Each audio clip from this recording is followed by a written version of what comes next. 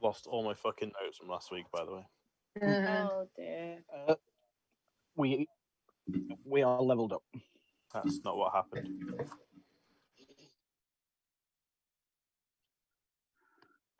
Oh, oops. We are leveled up. Do you want me We to do the killed intro them. while you're fixing it? If Hello, you just have everyone, another- and welcome back to Heavyweight Gaming. Heavy's just fixing his audio, so guess I'm doing the intro. So welcome back, everyone. Thanks for joining. It is Friday night. It is Halloween weekend, so wishing you all a lovely, spooky Friday. We are jumping back into our D&D 5th edition campaign, Rime with the Frost Maiden, our campaign Secrets Worth Fighting For, based on the lovely new book from Wizards of the Coast, Rime with the Frost Maiden, Icewind Dale. How does that sound? We are on episode number 4. Session 4. And session 4. So hopefully those in the chat, drop us your comments, drop us what you think so far. We will answer the best we can as we go along. First reroll. We've got a free reroll straight away. Thank you very much, Ruffworx. They should be able to hear me now. Everyone can hear AD now, hopefully. Yeah.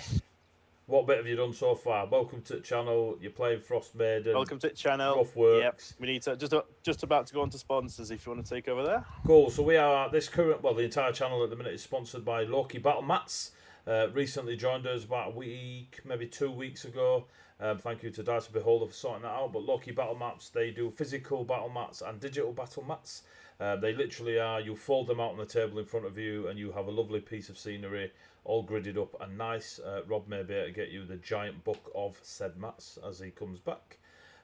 We use there you go, thank you Sawdust. We use the physical ones on a Friday and a Sunday, and I use the digital ones on my games through the week. If you watched Carbon 2185 last night, the deserty, rocky map that we used on Roll20 was a Loki battle mat. And we'll be using them as often as we can as we go through the rest of our lives. So go check them out. Check out the link. They are amazing, and they've got more releases coming out. If you go find myself on social media, which is Twitter, Facebook, Instagram, just type in Heavyweight Gaming, you should find us. We've also got a YouTube channel that you can go see hundreds of hours, and I mean hundreds of hours, of all the previous stories that we do through the week. Some of them are amazing, others are even better. If you fancy jumping on Patreon and throwing a couple of quid at the channel, we will spend it willingly. I promise not all of it's on McDonald's, most of it is into artwork and a little bit of McDonald's. So we get lovely character art that should be coming soon for this lot. And also for our Pathfinder channels, as I've just finished sorting out the carbon stuff.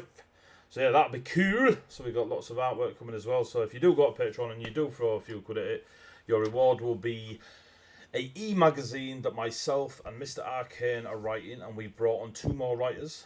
So we can't wait for the new year to kickstart the second year of Arcane script. But it is full of Colossus lore, the world that we play our 5e campaigns in. Not this one, as it is Rime with the Frost Maiden. But you will get all the homebrew stuff that we've come up with. Lore, feats, spells, characters, NPCs, etc, etc. So if you're into that sort of stuff, jump on our Patreon page, throw a couple of quid at it, and you get that every month. It's currently anywhere between 25 and 30 pages. Ridiculous, I know. And we throw a few adverts in there for small businesses as they help us out, and we try and help them out. So yes, that's Loki Battle Mats as a sponsor, Patreon, social media. Big shout outs to those that support the channel anyway. Sawdust Swearwords. Pizza's here! It's been on there 10 minutes. It's been there 10 minutes. Oh, wow. Oh, that's alright. It's cooled down a bit. We got Sawdust Swearwords, Ruffworx Creative, Bardic Inspiration. Sawdust, put as many links as you can in the chat of all the people that help us. Right, that's it. That's 200 bits. If you throw 200 bits, this lot get a free reroll. They can't use it on the DM. They can only use it on their rolls. They can only have 5 at any one time, and they can't carry it over to the next session. Job done. So, I believe that's it. So I'm going to hand you over to our beautiful Dungeon Master. Oh, and a big round of applause to this lot for kitting up for your lovely Halloween goodness. Rob, you could have put an effort in, but you chose not to. Me and Tony are dressed as each other. So he sent me a t-shirt, I sent him a t-shirt. So that's why he looks like he's hiding and I look like I'm wearing spandex. So yes. Over to yourself, Roberto. Okay, as I say, welcome back, everyone. Thank you for joining us, spending your Friday nights watching this lot bumble their way through Icewind Dale. So we are in episode 4, a very, very brief recap of what happened last week. If you want to catch up in full, Heavyweight Gaming on YouTube, and you can see the full episodes going all the way back to episode 1. So, last episode, the collective group of would-be detectives are currently investigating a series of murders that have occurred across the Dale. They narrowed it down to a few people they want to question, the main one being Torga and her caravan, and a suspected gentleman with blue eyes who they've looking to question or looking to track down, and have kind of made some leeway. They ventured to Targos, the fishing town, or one of the main walled cities, or one of the main walled towns, I should say, of the part of the Confederacy of 10 Towns. It's a bit of a shadow of its former self, though. The lakes are frozen over, people are on hard times, the boats can't get in, and the port is pretty much locked in place. They visited the I forgot what the name of the pub was called. It was the Three Flag Sailing. You went to Three Flag Sailing Tavern and met Ma, or Ethan, who a elderly lady who ran the tavern, who provided with some gossip, some extra bits of information, and a good acquaintance of a few of the party. There's a bit of a heated discussion with the captain of the guard, Scarf, who again let on a few facts and details and a few bits and pieces on what his thoughts are, and they gave him a bit of a severe questioning. Ended on bad terms, told them to be on their way and stop causing problems. While Gentle Steps was off searching for food for their caravan, pulled by a pair of Snola bears? Snola bear. I'm going to say Snow Bear and Polar. Snola. Snola bears. Homebrew. Snola bears. Cannon. The cannon. The rest of the party were on the way around looking for what's going on, and they were greeted by a large sled dog who put them in contact with a gentleman named Keegan. Keegan and his partner run a expedition, an old tourist company that leads expeditions up the mountain of Calvin's Cairn, and they found that Garrett had led a party of adventurers up the mountain a couple of days prior, and taken half the journey at least, or travelled in the same direction as the caravan that they wanted to question. So the party took off in hot pursuit, knowing that Garrett would not, or the dog wouldn't have come back without Garrett unless there was a problem. The party headed off, spent the night out in the wilderness, made it to the base of the cairn, and began their ascent, which we will come back onto shortly. In the meantime, back across the Dale in the town of Targus, we have Gentle Steps. Gentle Steps has been spent the last few hours doing a few bits around town, managed to get some food, stocked up on provisions for the two bears, and you had made your way back to the cart, fed the bears, where you notice a gentleman hurried heading towards you. Kind of a well-presented gentleman, looks pretty worried, looks concerned, little state of distress, and appears to be making his way directly towards you and the caravan. I'll wait for him to turn up. He turns off, he keeps his distance due to the two bears strapped to the front of it, but he kind of waits kind of expectantly about 15 feet away from the caravan itself. Can I help you? You Gentle Steps? I am indeed, and I'll bow. You know the group, don't you? The Tabaxi and the little guy. And I do, yeah. They sent me a message. They've took off. They headed out about 20 minutes ago. They headed straight for the cairn. Without me? It was a bit of an emergency. My husband's dog came and we worried about him. He took off with that caravan that I think you lot have been wanting to talk to. Torga, is it? The merchant? I was trying to track her down, yeah. Well, my husband took a group of adventurers, and they shared the path, at least for the most part, and then took off at the mountain. They've not come back. Your friends... Did you just say your husband's dog came along, and they followed the dog? Yeah, like What's this dog called? good boy. He's gone with your friends. Not Lass. Not Lass. Cool. Just checking. I heard a story once. So they told me just to come to tell you that they were heading off. How long ago? Time it's taking me to come here, 15, 20 minutes. I could probably catch up, assuming they haven't been taken by an avalanche. I mean, they're doing me a favour by going, and like I say, I don't expect you to go, but if What are you telling me for? they just told me to let you know, and I don't know what else to do. Why are you so panicked? The boy wouldn't have come back without him unless there's something wrong. Oh, so they're up there with your husband and dog's come back. Dog came back earlier today and ran into your friends, and he brought them to the house. So where's your husband? We don't know. That's what they were looking for. Oh, they're going to look for your husband. Right, well, out of the way. I'll crack on. Well, they're heading towards the cairn. I'm not sure which way they went. Probably towards the cairn. They can either head. They could have gone back down the road through the towns, or they could have gone cross country. It's your guess is as good as mine which way they went. Who was leading them? The Tabaxi? Oh, yeah. Aye, they've definitely gone cross country.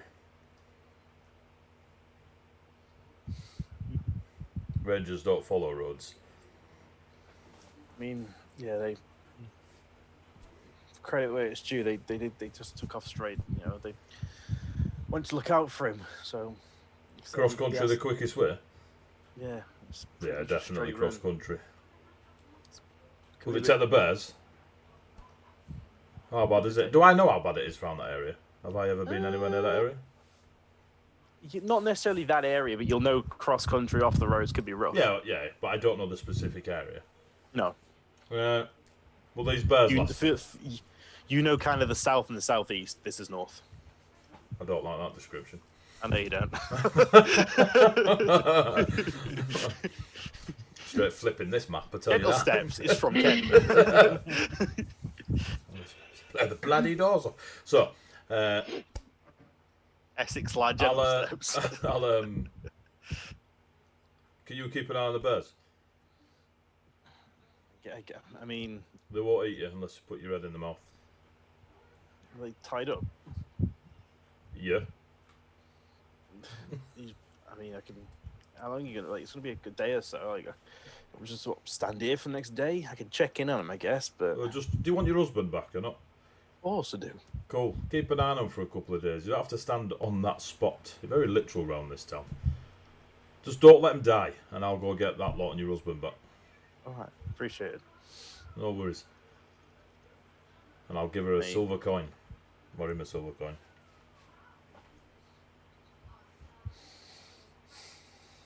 And I'll set off unless they stop me. Stop it. Cool. Okay. You head out of town. You head out of the gateway that you guys came in. You make you on foot, yeah. Yeah. Yeah. We don't, You I don't have anything to do. You make your way to the junction, Targus Junction, which you've been through a few times now, knowing that the right-hand turn takes you back to Prince Shandar, and the left-hand turn takes you up the Dwarven Pass, where you acquired the caravan and fought some goblins a few nights ago. To your best understanding, as the crow flies, you would head left and then take off the road and go cross country. It would take you probably 6 to 8 hours before you'd be able to kind of see the main expanse and see kind of the mountain. I mean, it's dark out. You can't see the outline of the mountain. You don't have dark vision. You'd have to. You're almost just aiming in a direction you think is right and hoping for the best. I'll light a torch when needs be. All right. So, can you make me a survival roll for your sense of direction traveling this terrain?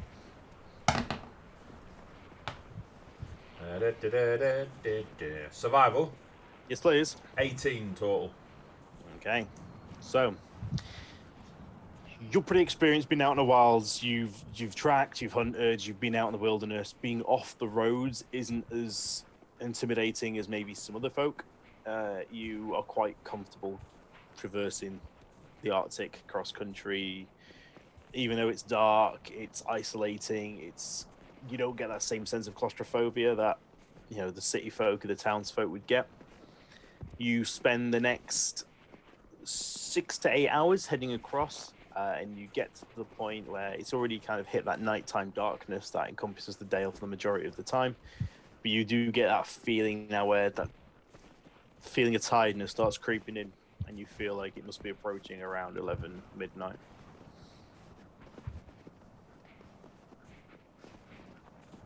Okay.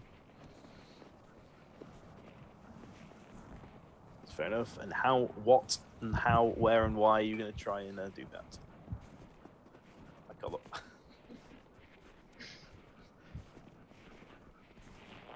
All right.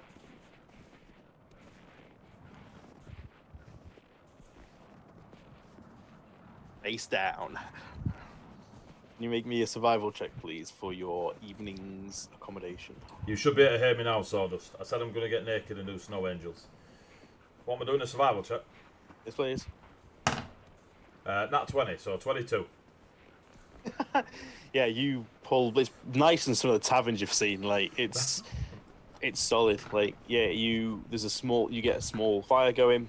The way you've shaped the igloo and kind of pulled these banks of snow, compressed it. The heat stays in. Yeah, it's one of the more. I mean, you're pretty used to roughing it anyway out on the tundra, but Toasty. for the most part, it's one of the better nights you've had. Honest check for the angels. Let's guard away demons. Are you're just sleeping through and hoping nothing comes across the campsite? I'm going to do a long rest as best I can, and I fear nothing in the night. Okay. Make a perception check for me. Just so you know, I got that 20 on the dice that my son bought me for Christmas. A little bit of absolute useless knowledge here. Oh, I will keep this dice. Perception. Please. 21. Okay. So that's an 18, a 22, and a 21. You know, Get that loaded dice your son got you for Christmas. Oh, yeah. Well, it's only got 20s on it. I don't know how I got 19. So you're laying there in your igloo, and you spend a little time just kind of listening out, and the usual noises, the wind howling and picking up across the tundra, these occasional animal howl in the distance, and then these long periods of like just quiet and nothingness, and you eventually fall asleep. The morning does come round, and you find yourself fully rested. The camp appears to be undisturbed. There doesn't appear to have been any. Everything seems to still be attached and collected, and you still own all of your things. It seems to be an uneventful evening. I will carry on in the direction I believe them to be. It's early morning, about 7-8 a.m. equivalent. It is still jet black as per the weather conditions of the Dale. You don't expect daybreak, and I use that term loosely, to happen for a few hours. So you head off into the morning dusk, not like the morning night time. The morning night. Morning night. Make one final perception check for me as you leave your camp, please. 16. 16. Okay, you get maybe 40, 60 yards, feet, and it's D&D. Where are yards from? You get about 60 feet outside your camp, and you spot almost filled in tracks that appear to have been from a large four-legged creature. Paws rather than hooves. They seem old enough to know that they're not immediately recent, but they seem recent enough to have been in the last 6 to 10 hours. And the tracks seem to come towards the 40 to 50 foot of your campsite and then seem to return the same way. Is there any tracks belonging to my lot? Reroll. Thank you very much for the reroll, whoever that was. Sawdust, this is for anyone but Adi. No, you wouldn't.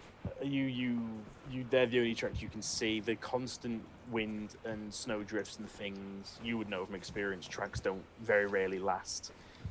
Have I got a vague direction of where the cairn is? Cairn. Yeah, you know the rough direction of the camp. Are these four-legged tracks going the same way I am if I walk towards it still? No, they are not. Cool, I will still maintain heading towards the cairn whilst keeping an eye out more so than I did yesterday. So you head off into the darkness, probably for the next 4 to 6 hours. You've just got the sound of your footsteps crunching through the snow, the wind picking up, and you start to see the dark silhouette of the mountain range start to get closer and closer against the night sky. Okay. Meanwhile, back on a mountain, we have Vale, Elkis, Adri, and Celine. You guys have tied yourselves together in the attempt to move across a particularly treacherous pack of freshly fallen snowdrift across a pathway about 1,000, 2,000 feet up the mountain trail. Since Vale, you last up here, the trail has been damaged, there's been rock falls, paths have been worn away. Without people going up there regularly, there hasn't been the tourist trade, there hasn't been the mountaineers maintaining it. It has been left in a little bit of a state of disrepair. But you make your way through. You moved across the snowbank, and unfortunately you heard a horrific crack, the rumble of snow, the shifting of rock. And I need all three of you, please, to make me... That's so. Let's give me a second. That's the wrong sheet. It'd be super helpful if you said wisdom. That would be really nice. Or charisma. Wisdom save on an avalanche. Can you all make me, please, a wisdom saving throw, a dexterity saving throw, and a strength saving throw? Oh dear. Grog for strength. Hang on, I'm going to ask for them because you're all going to throw 3 numbers at me. Yep. What was it? Wisdom? Wisdom, dex, strength. Elkis. Wisdom, I got a 15. Okay. Dex, I got a 18. Yep. Strength, I got 10. Cool. Celine. Wisdom 10. Mm-hmm. Dexterity nat 1. Oh. How many rerolls have we got? 2. And a strength saving throw. Strength. 1 second. 60s. 19. 19. We do have rerolls if you want to change that nat 1. Adri. Yeah. Adri.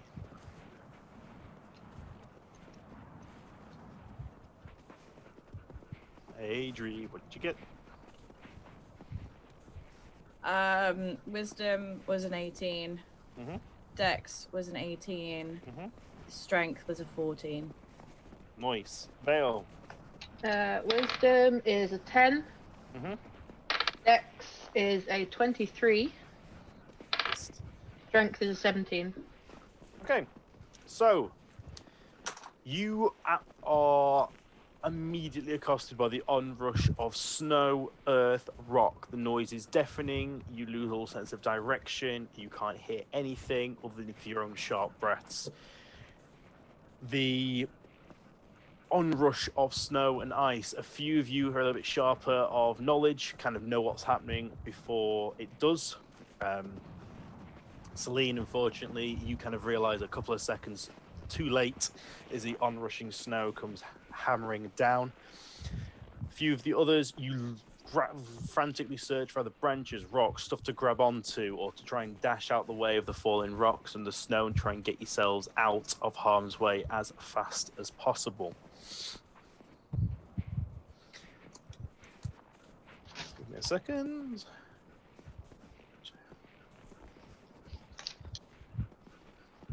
Audrey, you notice things coming. You pretty deftly managed to avoid the worst of it. You are swept away, but you avoid any major rocks. Sorry, no, you don't. You aren't swept away. You managed to avoid any major rocks. You end up a little bit sort of ragged. You get turned over a few times of snow, but you do kind of come to. The wind's knocked out of you, but you're otherwise unharmed. Thank God I'm not dead. Can I take off this makeup now? Vale and Elkis. Vale unfortunately doesn't spot it coming, realizes after the fact, but due to your tabaxi agility, you managed to hop from rock to rock. You managed to use your agility to avoid the worst of it. You do get caught a little bit by some debris flying past, but for the most part, you are okay. You do, however, take 12 points of damage, bludgeoning damage, as you are turned head over heels, hit a few times by rocks, and end up in a face down a pile of snow, and you kind of clamber yourselves out, and you're not too far from the surface, and manage to crawl out of the mess. Elkis, you're pretty sharp on this. You feel the ground moving, and you put two and two together quicker than most of your companions, and you manage to make a run for it. Unfortunately, you are not the fastest creature on short legs, and you are lashed to the rest of your party. And unfortunately, you do get a similar fate of Vale, where as you try and get out of the way, the rope bindings, you get turned overhead, and you find yourself in a flurry of snow and ice. You take 13 points of bludgeoning damage, as you are bashed, turned upside down, and loosely buried. You managed to dig yourself out. We're level 2s. Vale, sorry, Celine, you don't see it coming. You are pretty reasonable. You've a 19 strength. You managed to pull free of the rope binding and try and make a run for it under your own weight. Fortunately, as you try and run away, you can't find purchase, and as you start trying to run, your feet just dig into the snow, and you are hit by pretty much the full brunt of it.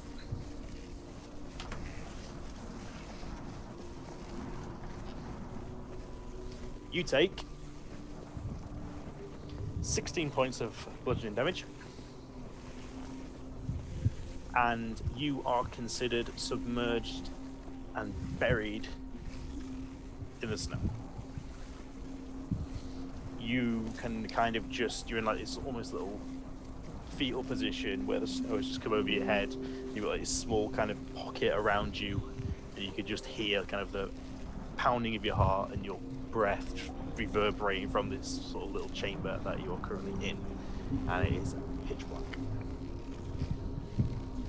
The rest of you, the three of you that are not buried, you kind of come to your senses, nursing your injuries. You take a bit of a look around.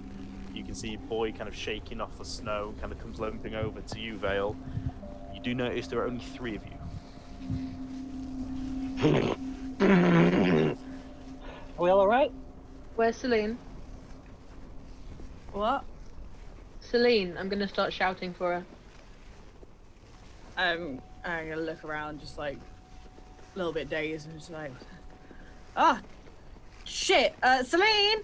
And a shout along as well. Make a perception check, Celine. Please roll high. Very low. I might actually reroll. It's a 3. Taking the reroll. Take it. Yeah, I'll take the reroll. All right, good. Perception, 18, 20. Hey. On a 20, you do hear from a direction. You're quite disorientated, so you're not quite sure which way up you are. You do hear shouting, kind of muffled, but you do hear some shouting. I can't push in any way, kind of try to You could try see and how hard it is. You could try and give yourself a way of digging out. If you make an athletics check for me, please. You know what's really silly? I dusted off the snow for myself, and I've got snow all in my keyboard. 18. 18. Okay. It's not massively dense. It's recently, like, you're not sure how deep you are, but the snow doesn't appear particularly packed. It's kind of intermingled with rock and debris and things. As you're moving through, every now and again you hit like a rock of varying sizes. You make a rough guesstimate. You can start trying to claw your way through the snow. The issue you have is that you have no idea which way you go. Okay. So I can't, if they're walking around me outside, I can't hear any kind of vibrations anywhere in the snow, right? It's just completely compact. Mm-hmm. Alright. I would like to walk along the rope and poke very slowly into the ground with my javelin. Okay. Make an investigation check, and while you're doing that, can Celine make me a Constitution saving throw, please? Can I remind Elquist to use the blunt end of his spear? Just jab. You may be doing it gently, but that's still pretty sharp. I wasn't jabbing, I was sliding it in. That just means it's a slow, painful death. I'm gonna take the other reroll. Okay, you No, took the because- roll. Oh my god, okay. Yeah, that was that one. Investigation. That's a 12. It's not great anyway. Celine, what did you get in your Constitution 13. saving throw? Okay. 13, just, you realise that you're kind of almost hyperventilating, your breathing's getting heavy, and you kind of make a point of slowing it down and trying to stay calm. And as you start moving things out of the way, you're not quite sure which way you're going, but you're doing your best to keep your breathing under control and not to panic too much. Did I lose the rope at any You way, got- or is it anywhere around me still? You escape the rope on the way out, so as you try to pull away on your strength check of 19, it was either be caught in the worst of it or break it and try and dive out of the way. Elkis, you poke across the case of 30-40 feet in a line. Unfortunately, you do not come across. There's a few bumps, but they appear to be rocks or other sort of hard stone surfaces. Vale, can you get Boy to have a look? I can try. I'm gonna sort of lead Boy by whatever's left of his sort of leather strap around where we were and see if he can smell anything. Make an animal handling check.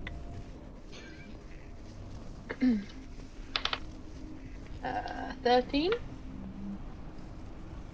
Kind of limps over to you, looks a little bit kind of confused what you're trying to ask, and he kind of tries to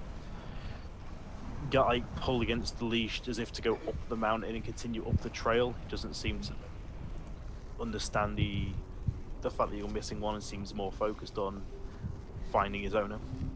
Oh, come. Is there any chance I could use Eldritch Blast. Eldritch Drink Blast blast. as like a flare?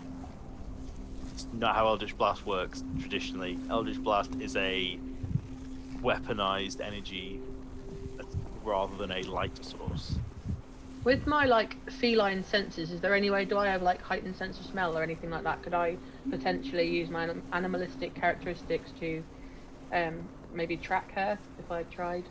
You can make a normal survival roll. I don't think you have a racial benefit to it. You can try. No. You could try and make an investigation check, same as Elkis. Investigation or survival? Investigation. Celine, can you make another Constitution saving throw, please, as you are underground in a small, dark, rapidly decreasing oxygen-rich environment? 16? 16 and 4, 20. Okay, no, you're okay. 16 that? on the investigation. You kind of get your bearings a little bit, Vale. You kind of realize, okay, you kind of almost in the same formation, the arrangement as you were, and none of you were particularly knocked far from the trail. It just appears kind of the snowbank landed down on you rather than pushing you out the way. So you kind of have a rough idea of the general area where you believe Celine may be. I will start digging. Okay.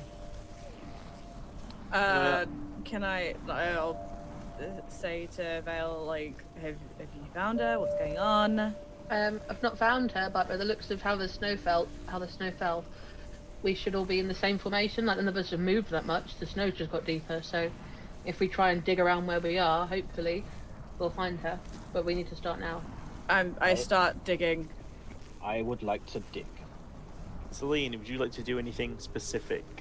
Can I try to dig myself out my daggers in action? You may. All of you make, Celine make an athletics check. The rest of you make investigation checks. as you all kind of fan out and start frantically digging through the snow. Celine, you kind of pick a direction, hope for the best, and start scooping. And sorry, I got a nat 20, which makes it 22. 19. Okay. Modified 10. Okay. And as Celine, you kind of start clawing through the snow, not quite sure which way, as your breath starts becoming more wanting, and even though you're kind of calm your breathing, you're realizing you're not getting as much oxygen as you necessarily would need. And as the panic kind of starts to set in, and you're in the dark, not sure which way's up, you do kind of feel some movement shifting near to you, above you. And as you kind of breach, you kind of end up arm in arm, almost with Vale, as you dig into each other. The snow pulls away, and you find a fairly battered and bloodied, but otherwise glad to see you, I imagine. Really happy. Catching my breath. Does Celine look a bit knackered? Just a tiny bit. I will cast Lay on Hands and give you, I don't have that much, I'm on a level 2, 5 HP. Gentle steps. You are at the base of the mountain. You passed what appears to be kind of a staging area with a few lean-tos and what appears to be a semi-permanent campsite, although looks long since disused. You begin making your way up the mountain. You're maybe an hour on the way before you hear sound of a Avalanche. landslide and avalanche and snow shifting. Can I see it? Make a perception check. 13. You don't necessarily see details, but the path is fairly linear. There isn't really multiple ways it branches off, and you could kind of hear it directly ahead, maybe half an hour ahead of your position. I'll keep going then. Okay. I would also like to cast Lay on Hands on myself for 4 HP. Knock yourself out. And I've got 1 left for emergencies.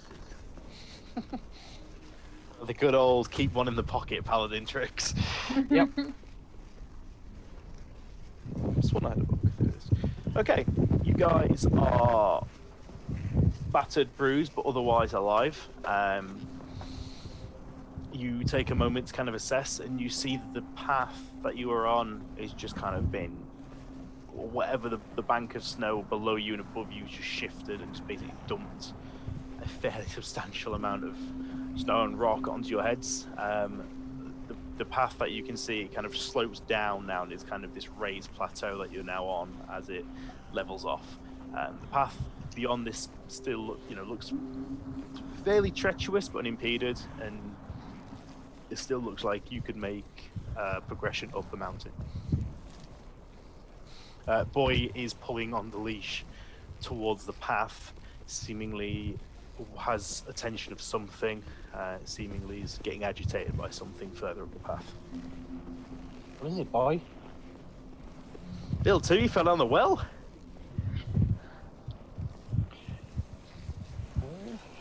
Let's follow boy. Do we carry on or do we take a short rest? Because that Still hurts. trying to catch my breath. I don't know if we have time for a short rest, but it depends what you all think. We don't have time because we almost died, let alone the guys that have been out here for an entire day, if not longer. Fair enough. Let's go. Let's push forward. If anything happens, I'll just fall back a little bit. Let's follow boy. Let him lead us. Okay. You make your way up the path, and you reach, after about another 20 minutes or so of navigating the rocks, the snow, patches of ice, the wind picks up, you're kind of pushing into it, and you round a corner and the wind dies a little bit. You come to a kind of snow-covered incline. It's kind of dotted around with jagged rocks, and there's a little bit of an overhang. And laying face down in the snow is a humanoid with blood-stained, cold-weather clothing. If I go and roll him over, do I recognise him as Garrett? You have no idea what Garrett looks like. Oh, actually, you would. Sorry, I'm getting you slightly confused. You have met Garrett. You kind of don't need to. As you approach, the boy basically pulls free of your grasp and runs over anyway, and kind of immediately starts kind of nudging him and Eating the body. Eats his face. Can I roll him over and immediately cast Cure Wounds? You may. He appears conscious, or he seems. There are signs of life when you roll him over. Where's my D8?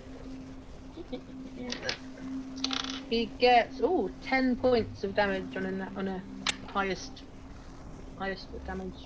He kind of Gets back. collapses onto all fours and kind of one arm over boy, and you sort of hear him coughing and kind of noises of discomfort. And just says, "Oh, what's going on? Boy, is that you?" Yes, it is boy. Says the goblin. He kind of I'm practicing throwing my voice. very gingerly kind of pulls himself into almost seated position and kind of looks up and sees the various battered state of the 4 characters in front of him. What on earth happened to you? Say the same to you. I mean, this happened to us whilst we were looking for you, so... Came up here on an expedition. I know, before you say it, I know it was a stupid idea. It's a stupid idea.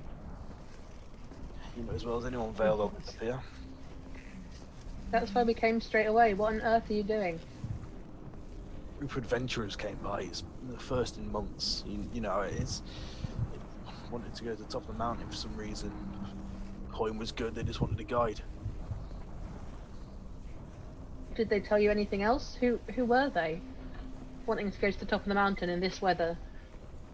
There was this group of 3. It was a big Goliath.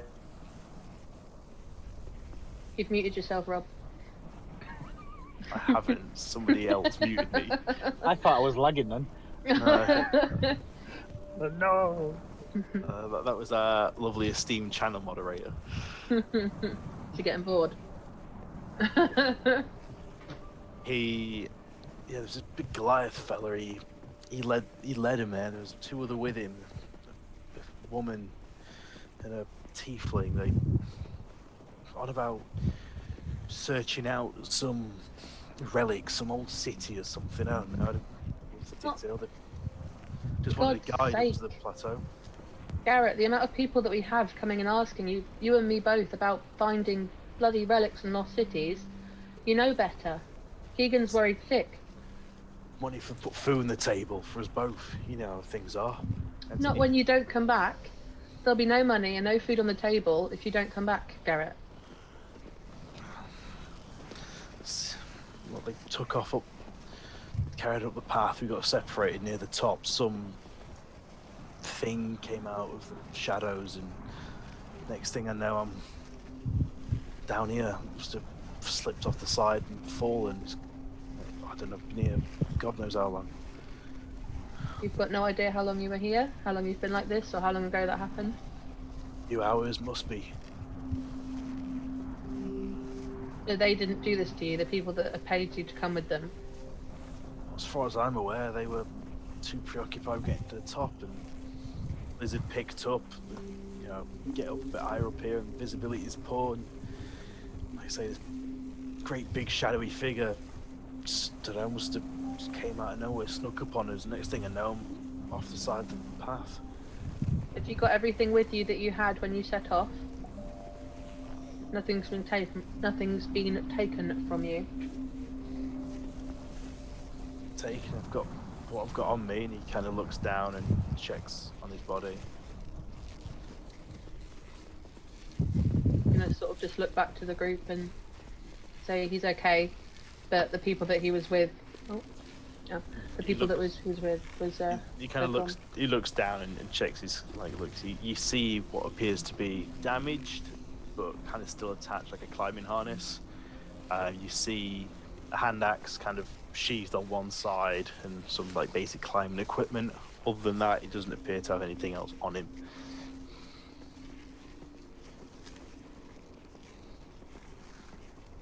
I don't know about you guys, but I'm not feeling so hot now that we found Garrett. Do you think we should kind of try and bunk down for a little bit and feel like not death? That sounds like a good idea to me. The best idea ever. Yeah, a bit of food and the rest would be awesome. Look, I don't. Those three are still up there. Okay, and that's not our problem. We came to get you. Can't just leave him up here. And at the It could state I'm be- in, I'll be the fourth one up there. They could be in danger. They could be hurt.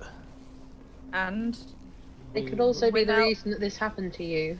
3 dodgy people wanting to go up the mountain at this time of the year, looking for relics in a lost city. exactly, plus not only that, what good are the rest of us if we die halfway there? There was a period of time, Garrett, that we were getting people asking to take them to a lost city every other week. They're just the same as them. They're not gonna. Doesn't I mean think you we're can gonna- that doesn't mean you should leave them to die up here. I feel we need a rest, but I won't feel comfortable leaving people to die. What makes me any different to them? We're also gonna die if we don't rest. For just a few hours. Jeez hour. Louise. An Just hour. There's some- An hour. Garrett, you don't look so hot yourself. We aren't. We've just been through an avalanche. There was a massive snowslide. Literally over there. I'm surprised it didn't bring you round. We need to rest just for an hour, and I promise we'll carry on and find them. Alright. He kind of pulls the dog in closer and kind of stays in this kind of like injured ginger seating position. Kind of his breathing's shallow and lets out the occasional sound of discomfort. Now can we all just stop, gain some strength, and then we'll carry on in a bit when everything feels a little bit better. Might also give Gentle Steps a chance to catch up if he ever got our message. Funny you should mention that. That's if he's not already dead Yeah, while you guys are resting over the next half an hour or so, Gentle Steps, if you're following up the path, you do stop. You do hear voices up ahead, and you do recognize those voices, or at least some of the voices. HP. I will approach. You turn the corner, and you see the slightly bedraggled, varying state of beat up rest of your companions, with a human male holding a dog. Now do. Not a big dog. You lot Hey. look fast. Am I cool to roll a hit dice, Rob? If you're taking a short rest, you Yeah. may, yes. Thanks. Already done. What are we rolling for a short rest? You If just you roll. wish, you can roll your hit dice. So you, as a level 2 fighter, will have 2d10 that on a short rest you may roll and give yourself that many hit points back. Cool. Or you can just roll one. You'd have to roll both. Yeah, it's up to you. Yeah, I was actually so I rolled both because no, my rolls, I'd probably have rolled only like 2 nat ones. Luckily I didn't. Ew. I rolled one, and I'm back to full. Yes. I rolled one, I'm almost at full, and I'm happy with that. Yay, Gentle Steps, you're here. Alright, So we kind of bears are fed. we got here snow problems. You got here no problems. Snow problems. Snow problems. Ah, Shut up, Alpis. hilarious. Did you get a fight? No. Unless you count the mountain, no. There was a snowslide. Celine got buried, but we found her. We're just about to have a rest, or we're in the middle of resting, before we carry on looking for the people that Garrett brought up here, further up the mountain. Might have been This is people. Hey, Garrett. Garrett. Hey, Good Garrett. point, I'm Gentle Garrett. Steps, and I'll hold out my hand. He'll shake it weakly, but he'll give it a try. Put some effort in, lad. What have you brought up here? These 3 adventuring types, dissimilar from yourselves, just they offered a sizable amount of coin to take them up to a plateau. Are they Couldn't dead? turn it down. Food's getting scarce, money's short. Well, you just I asked. don't know. It's been a few hours. I got knocked off Silent Mountain, and I hadn't seen them since you're the first people. I thought I was going to die up here. I'm gonna say, like, with disdain, they're relic hunters. They're looking for a lost city that is supposedly up here. A lost city up a mountain. Yeah. Did any of them have blue eyes? Pondered it for a second. I'm not sure. I don't think so. What they look Not like? the Goliath, the bigger one. Did he One not was have blue eyes? one was big like you, Gentle Steps. Yeah, no one big guy. like me. Yeah, kind of this bone-plated armor on, this great big sword. He kind of acts a bit like a leader, I guess, or you seem to be calling the shots. Does that mean anything to me? The Goliath in bone-plated armour. Does that mean up to me, Rob? You know from the more armored of your tribes and the local tribes, it's not unheard of for like warrior fighter types to use bone plating and skulls and bones laced together to act as almost like crude scale armor. Okay. It's not like a one person's known for it. It's a known technique within your communities. No worries. Those Goliaths. Yes, and there's a an female halfling and a tiefling. Like they've got a Tiefling? bit of an odd pack. Yeah. Like the demon folk. Yeah, you know, with horns and Demon Yeah, folk. no. skin. Like the things with angel wings, Gentle Steps. You need to wheel up. You look like you've had a snowfall on you. I remember she mouthed like a sailor. She swore a lot. Don't know really what her story is. Was this the tiefling or Adri? Both, I guess, but tiefling in this instance. Alright, fair. Aren't you that Goliath who comes round trading? I am that Goliath that comes round trading. What the hell are you doing up here? Well, I've come to see where this lot were, because apparently me and Vale have got a competition going. I was unaware of it until Vale pointed it out. Besides, can't let these lot die up here, and your wife got under me. She's scared shitless, pal. You want to go back home? Give her a cuddle or something, make her brew. I'm just gonna, like, Keegan's a man. Oh, we all know that Gentle Steps isn't all that, you know. Can't tell the difference. Doesn't pay attention to much. Like, have you seen the Goliath women? Celine's No actually one the has. first, woman that he's ever met, so. So we've got one Goliath with burner armor and one horny woman. What was the third? Jesus. Arslan. Jesus! We can't take Jesus. We'll be back in 3 days. You gotta kill it. You gotta take out his factory. Get his phylactery. It was an halfling Elquist. Yeah, not quite as little as you, but short woman. The motley crew. She was the one on about. Yeah, I don't know these.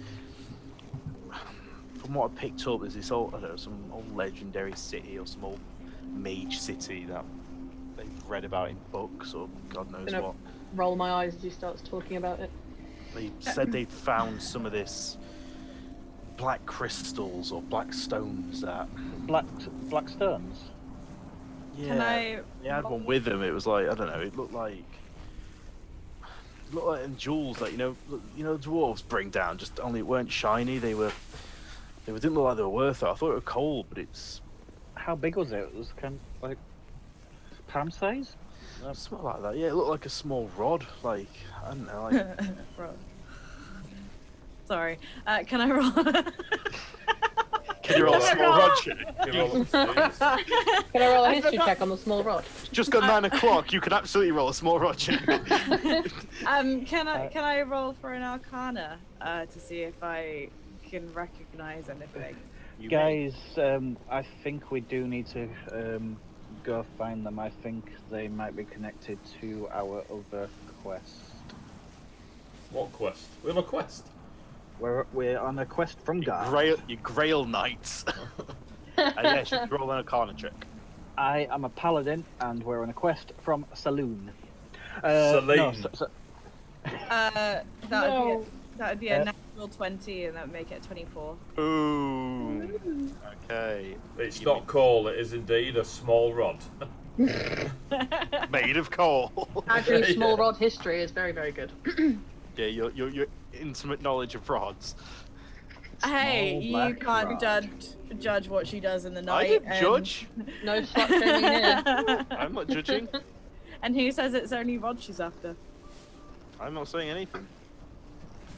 Just give me a second.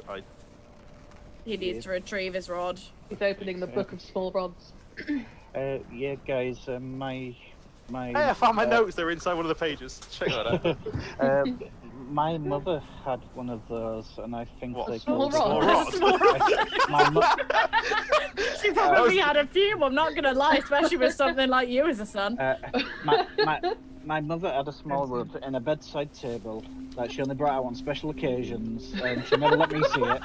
But I saw it one time when I looked, and whoever killed her, I think they took it because it wasn't there when I went to look afterwards. So we're after nymphos. Okay, these are my sort of people. Christ. We just How lost quickly- 15 viewers.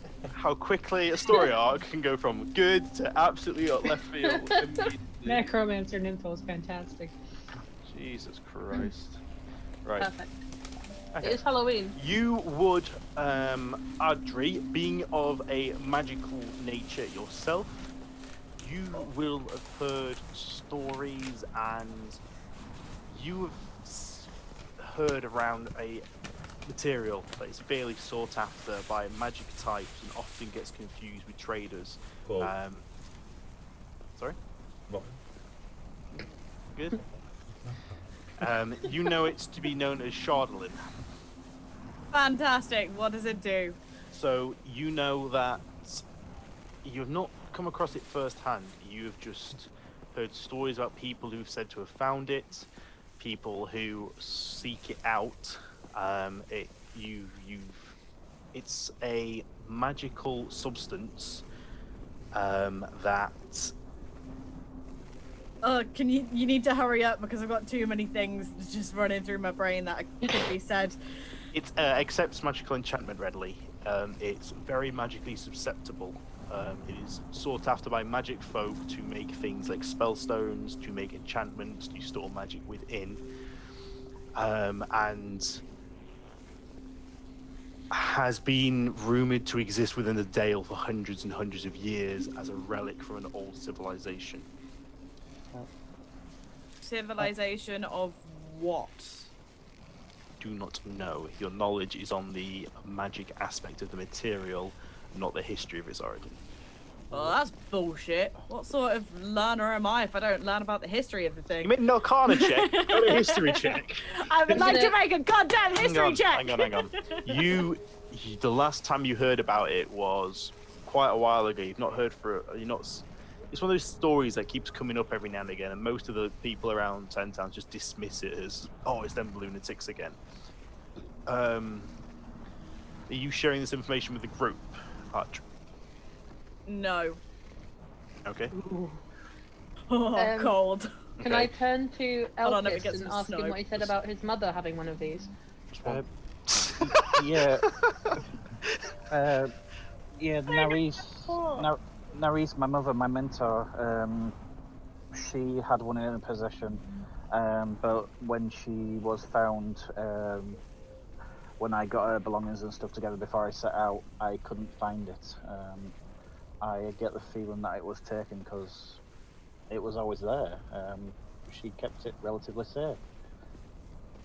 Okay, so with that knowledge, we could probably assume vaguely that these people are dodgy, probably not been 100% honest with Garrett of their intentions, and that they might have stolen it from your mother, or worse, being the person that killed her.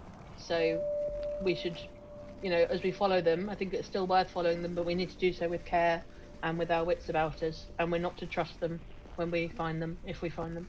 Yeah. Audrey, can you roll me a history check if you are inquiring about to see if you know what you know about this stuff? Do I know anything further about it from Naris? She hasn't told you. that she recognizes the description. No, Naris, my mentor. 19. Okay, you can make an Arcana check as well, please, Elgis.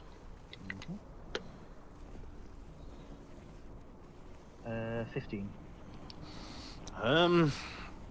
There are plenty of black stones. Like, you're aware of black precious stones, and you're not really magically aware yourself. Like, it's not really. You don't put two and two together. You've got no real reason to suspect they're from the same source or the same thing. Like a black magical rod and this keepsake that your men are kept. Right. Yeah, they're both black. They're both sort of a stone-like appearance, but there's not. You don't really quite put a connection there, unfortunately. Audrey, what did you roll, please? 19. 19. Are you proficient in history? Yes, I am. Check you out. I know. Book nerd. I No. need to be. I'm not good at anything else. You kind of stop and think for a little while. Like, you kind of like, oh yeah, I've heard about this, and you've heard a few stories about people seeking it, and almost like an old gold rush style situation. Like, somebody brought it back a piece once, they found an excavation, it kind of, there's a bit of a surge of people like panning for it in the rivers and stuff, and it from what you gather, it's quite a fetches quite an attractive price.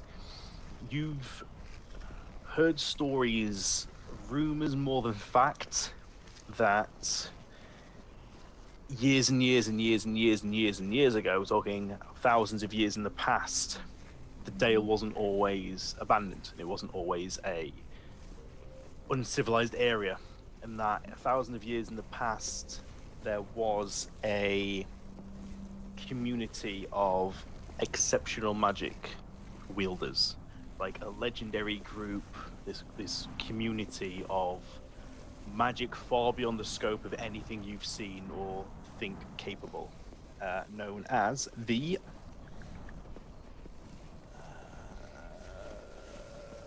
Netherese. And you are aware that that's kind of where people suspect this material originates. It's kind of these long lost fragments of their lost civilization, these almost like fairy tale style, like, almost like origin stories, like creationism, like, oh yeah, these wizards of the past are the ones who gave birth to the modern understanding of magics and where all magic comes from. And it's one of those things that's, the facts have been so muddled up with urban legends, half the people dismiss it, the other people kind of think it might have been once based in truth, but no one quite knows what to believe. And this substance, or these crystals that are found, are the only real thing that kind of keeps that myth alive. Okay, cool. Thank you. Are we short rested now? You are. Sweet. I say, While guys, while Audrey's kind of considering this, can the rest of you make perception checks for me, please? I was too lost in thought to pay attention to Yep. anyone else. You were too busy thinking. And what? I thought about important things though. 23. Okay. 18. 8. You rolled the 18? Me. Okay. Celine, you notice Boy kind of start, like, kind of reclusing back a little bit and kind of almost nuzzling back into Garrett. And kind of your ears prick up for just a second, and you hear kind of like, you're convinced for a second you hear like a low growling, almost a howl. And if like, only for a split second, you kind of catch it on the wind. You're like, did I just hear that? You're not quite sure. Like it cuts through the wind as something different, but you're not quite sure what it was. Or It's gravy time. Did anybody catch that? Rob, have you seen my message?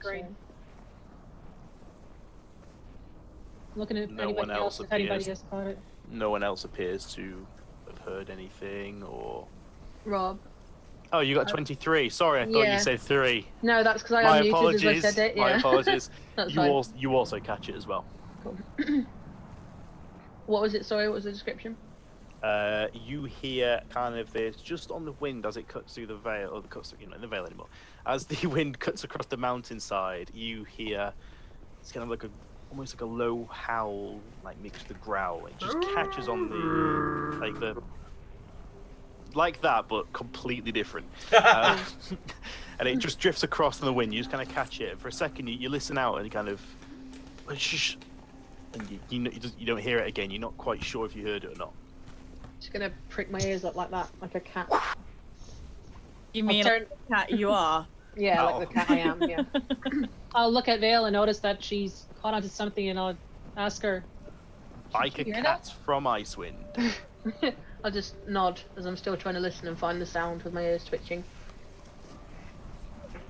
Stay quiet, and we'll just kind of keep looking around. What's up with you two? Shh. What? We're listening. This strange sound in the air. I thought for a second that I saw a concussion from the snowfall, but an avalanche. But clearly no. there's 2 of us that can hear it. It was like a howl. Okay. Yeah. On the 23, you spot coming over one of the ledges what appears to be a slow down, sleek, kind of whitish grey fur creature, kind of just peering over the ledge. And it kind of, as you look up, it kind of locks out with you for a second. As it leaps off, you kind of see it coming. You manage to deck out the way, and you see this 4-legged, sleek feline creature just tumble into the snow and right itself and let out another howl. As a second one from behind that they did not see leaps and pounces at Gentle Steps. And I let out a growl at my fellow feline people that have arrived. You can roll initiative, is what you can do. I'm still growling. As 2 large feline-like creatures come barreling. One of them narrowly misses Vale as you kind of spot it. Unfortunately, Gentle Steps, your ears were elsewhere, and it has got the drop on you. Oh, my ass, apparently. In his pocket. Initiative 4. I may have rolled on that one. Hang on. 12. Grim. 14. Hang on.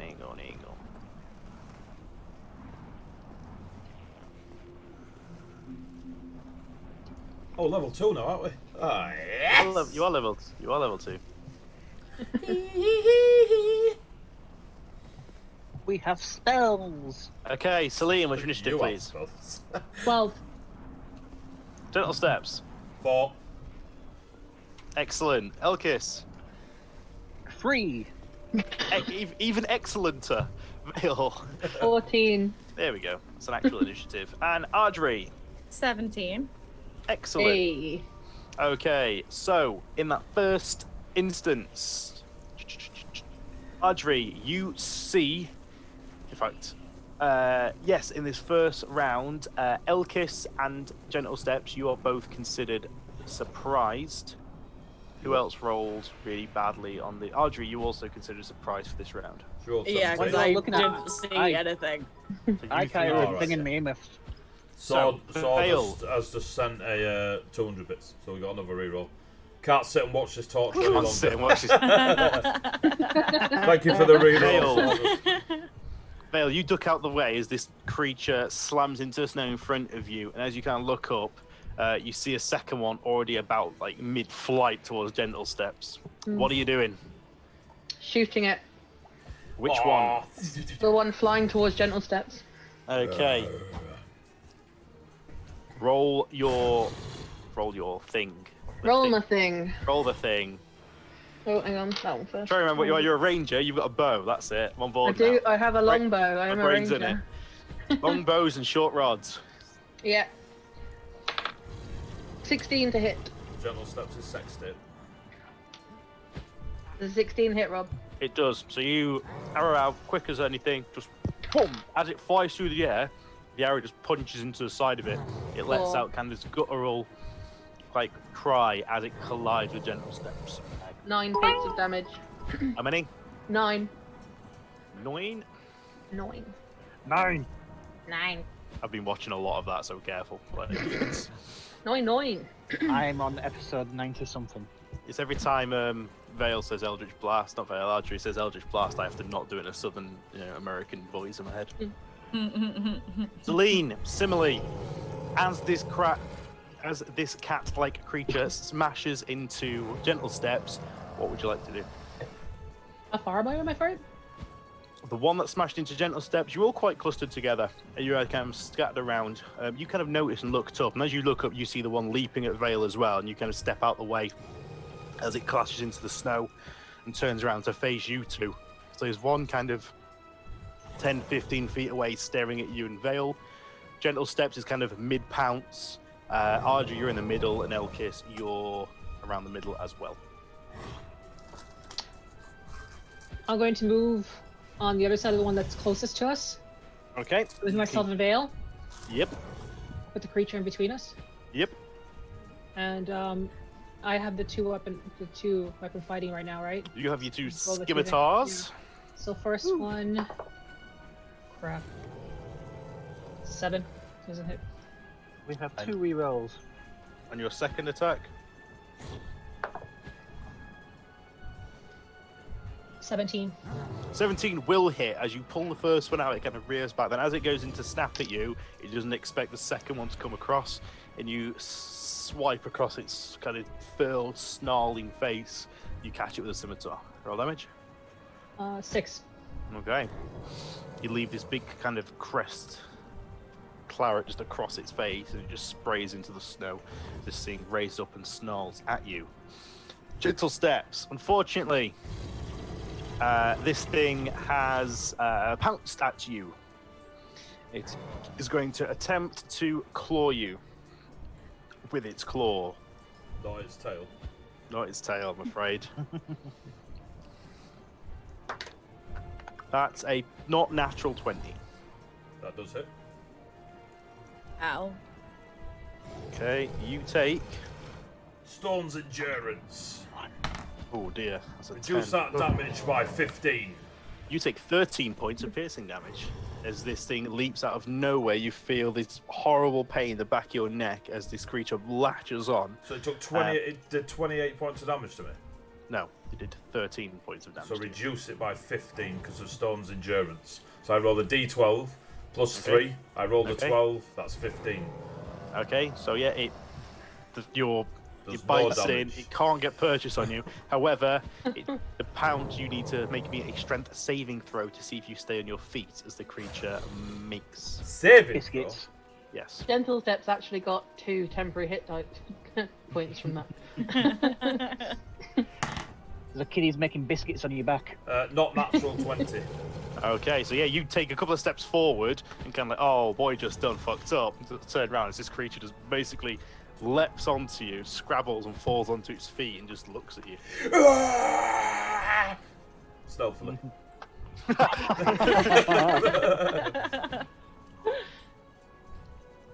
It's got an arrow in its side, Okay. hasn't it?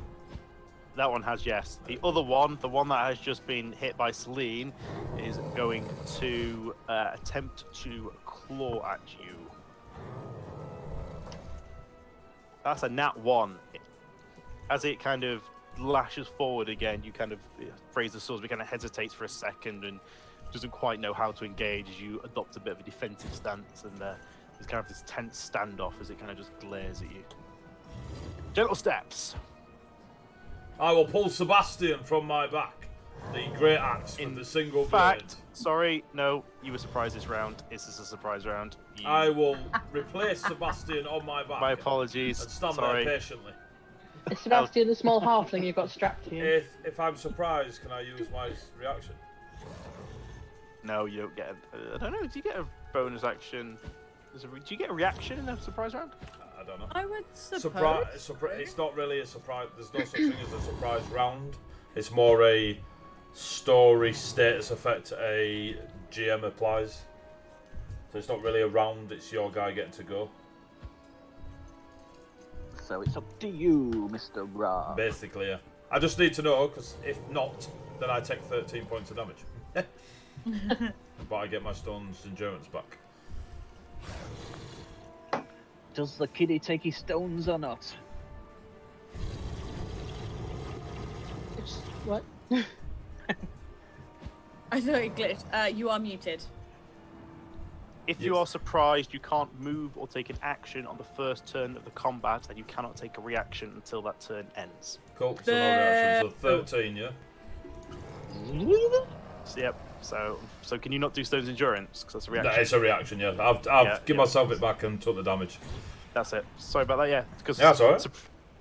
Surprise normally gets people do it as a free round of actions. It isn't. It's a debuff on you. Yeah. It's weird how it works. But It's a status Adri. effect. Yes. Adri, it is you. You see this creature pounce, this large, ice white furred feline being leap onto the back of Gentle Steps and bite into the back of his neck, and he's wrestling around with it, and you see Celine standing off with another one. Okay. I am going to use my crossbow and fire it at the creature furthest from me, please. What kind of warlock are you? One with the crossbow. Making sure that I don't Eldritch Blast someone. Hitting them with a crossbow bolt's fine. Which one would you Yeah, like to shoot? that's fine. You're kind of in between the two of them. You can make a choice which one you'd like to shoot at. The one on the left of me. In fear of the mind, we have no left and right perception. Christ. The one attacking Celine or the one attacking Gentle Steps? Gentle Steps. Sorry, dude. Okay, roll to hit. Why, That's right, I'll probably fail. Oh, sorry. Did not fail. 21. That'll do it. You, as this thing kind of tumbles, it kind of comes off the top of Gentle Steps' head and like lands on all fours because it's a cat, and they do that. As it's getting up to its feet, thunk, this bolt just hits it again in the flank next to the arrow that's already embedded in. Oh, that is an 8 from my 1d8. Okay, you slap 8 points of damage as your bolt strikes it into the side. Blood now starts to trickle from these 2 arrow wounds in the flank of the creature. Cool, thank you. Fail! Oh, sorry, Eldri, anything else from you? I want to move to position myself in a more open space so I can kind of get a grasp over what's going on. You're pretty much in the center. You're probably already in the most open space. I stay where I am. Basically, to give you an idea, the path kind of curves up. You've got a bit of a sheer drop on one side. You've got a cliff face on the other. The path itself is fairly wide, and it's kind of this little plateau. I don't go towards the place where there's a cliff edge. Sure. You're kind of in the middle of the area. None of you are in danger of going over the edge at this time, and you're kind of already in quite an open position, Ardri and Vale.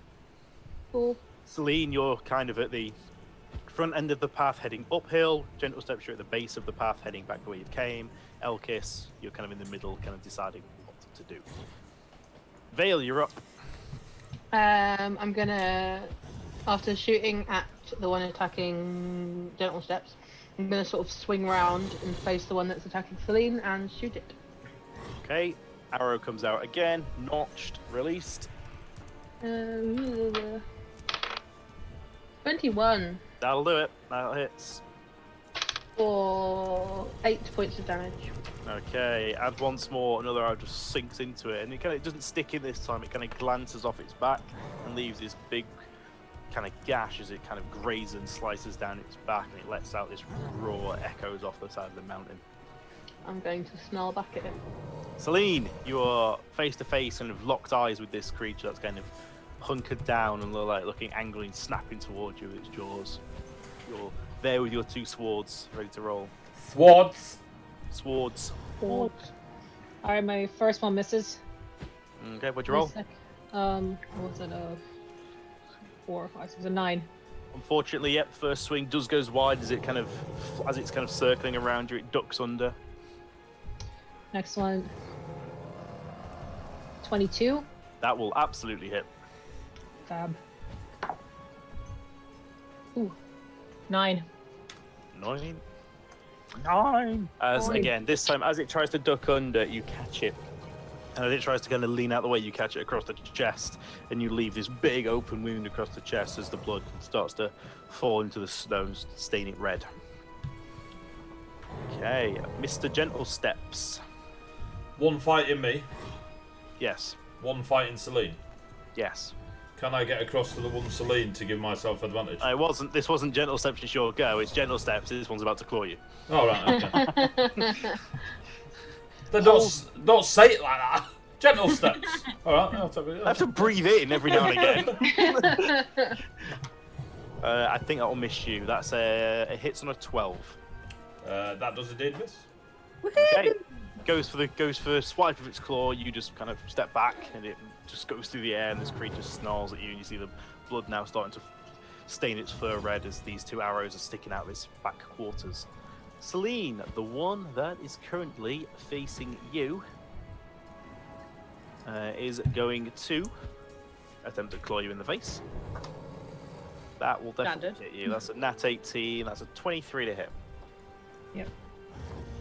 That is a hit. So you swipe it with your scimitar, and it lashes back with a claw, and that hits you for 6 points of slashing damage. As it catches you across the side of the arm, the shoulder of your arm, and you just feel it rake through and cut through the flesh. Gentle Steps. It is you. Okay. So there's one in front. There's one fighting me that's got 2 arrows in it. Is that right? Mm-hmm. And he's bleeding all over the snow. Can I tell Yes. if it looks in a blooded state or otherwise? It looks in a blooded state. And there's one fighting Celine. Yes. Does Celine look in a blooded state?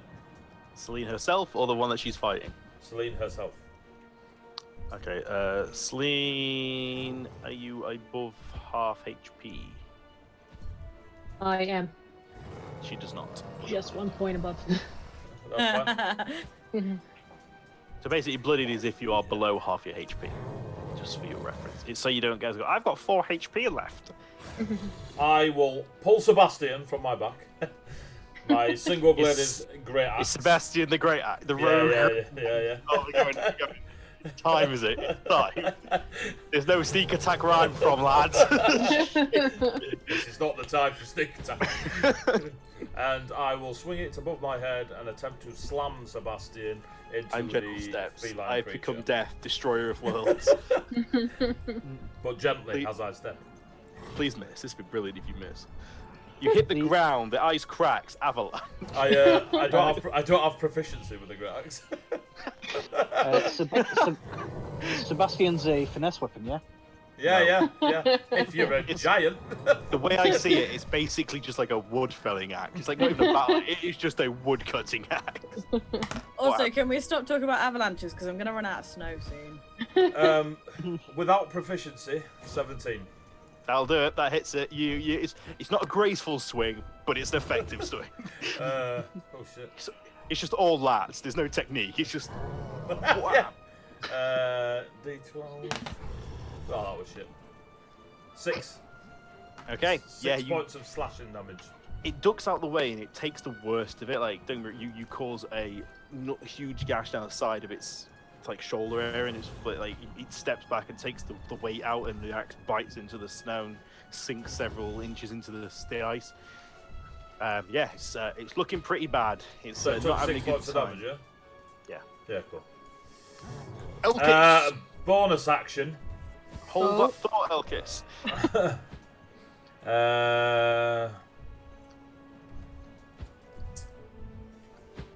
Hiding in the snow. Please, use spirit, just jump. Go To go, straight in. it would basically be a battle snow angel. You basically just. I will. wow, I will the ice. cunning action, hide for my bonus action, just fall backwards into the snow. Make a stealth check. I'm going to say with disadvantage because it's next to you and watching you do it. He's rolled 2 I could use my movement. I did buy another reroll for someone else. We have Disadvantage. 2, I think, left. Yeah, we have 17. Yeah. I rolled Yes! I rolled a 10, but I get +7, so. as you drop back into snow, it's a lot deeper than you were expecting, and you drop in, and So there's you like at least a foot of snow above you. You just drop, and as far as the rest of you are aware, Gentle Steps ducks into the snow and vanishes briefly from sight. Bazinga, baby. It is the Bazinga. Pops up out the snow, Bazinga, and jumps back in. You're welcome. Oh god, you've turned my combat into whack-a-mole. Elkis, you're up. Right, so I ready my You're watching shield. this carnage unfolding around you. Yep. Oh, so there's a fight. Oh.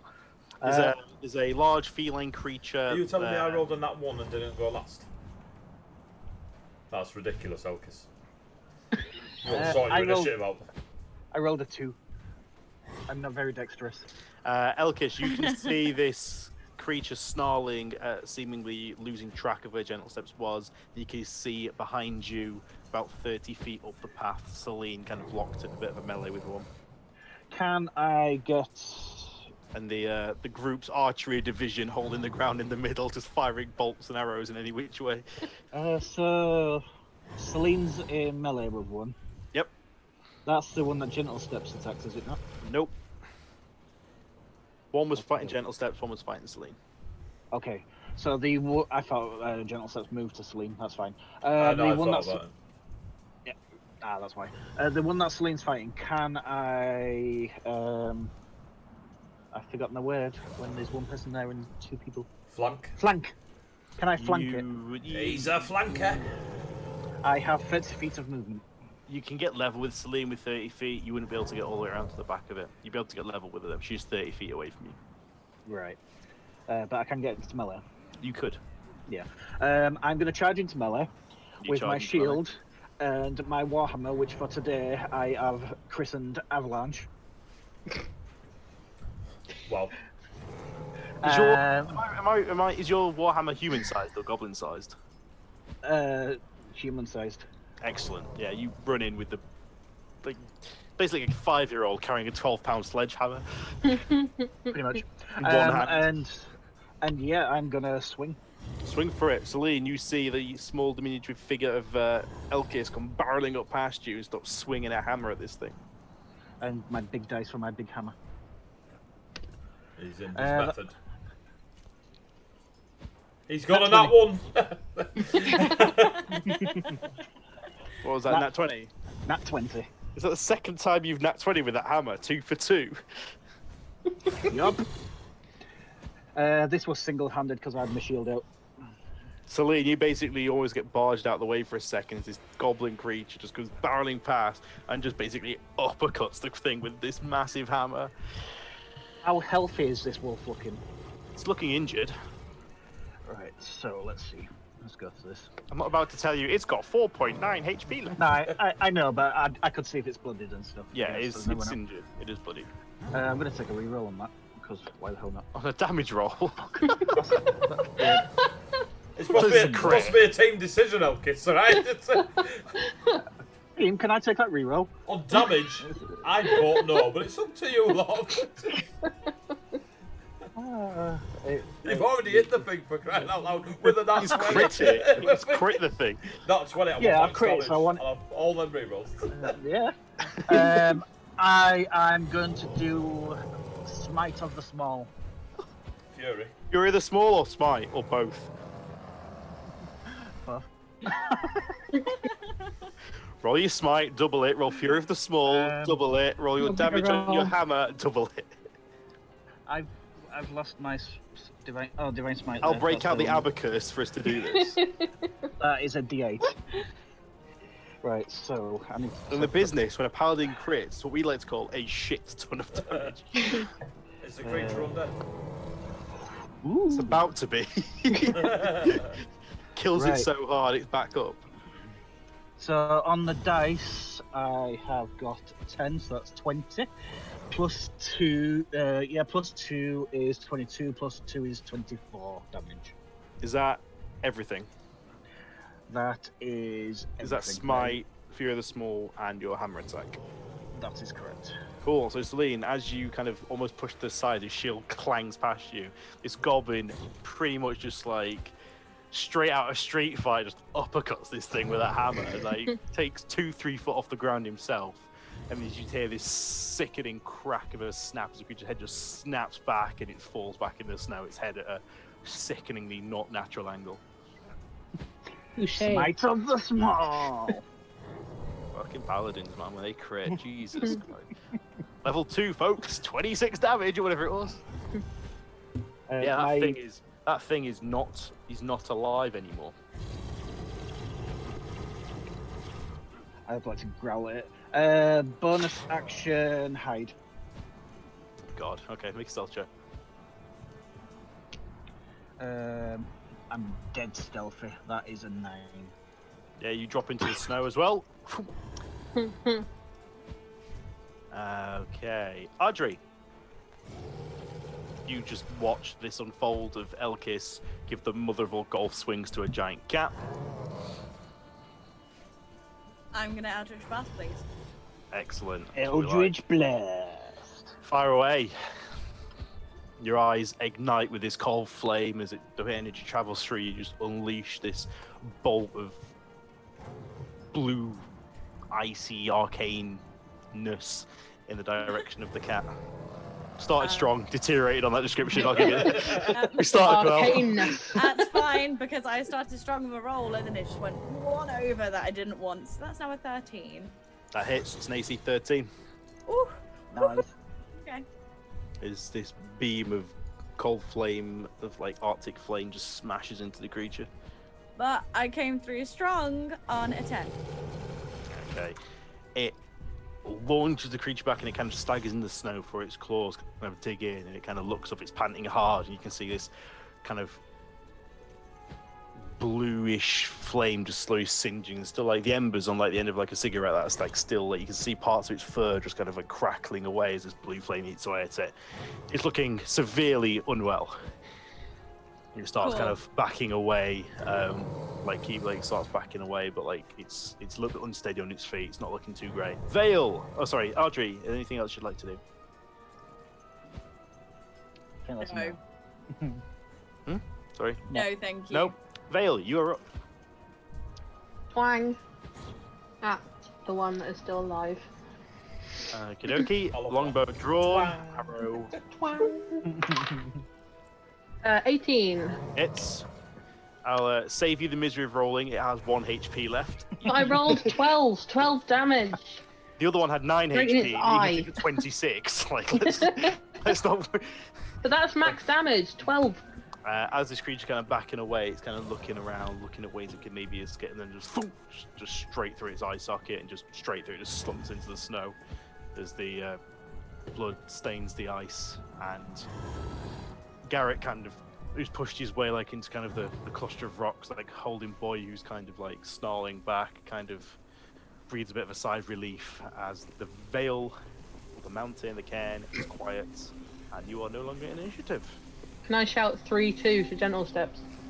You may, and on that note, we are going to take a when tea she break. shouts that, can I shout back? It's 3-all. I'm going to As shout back and say, you're a liar. As gentle steps emerges from the snow. Yeah, just his head. And I'm on 1. 1. But it was a big one. Okay, guys, we will call our break there. We will take a 15-minute break as you guys have dealt with the local wildlife, and we will come back shortly as you decide to continue or return to the base of the mountain. Yeah.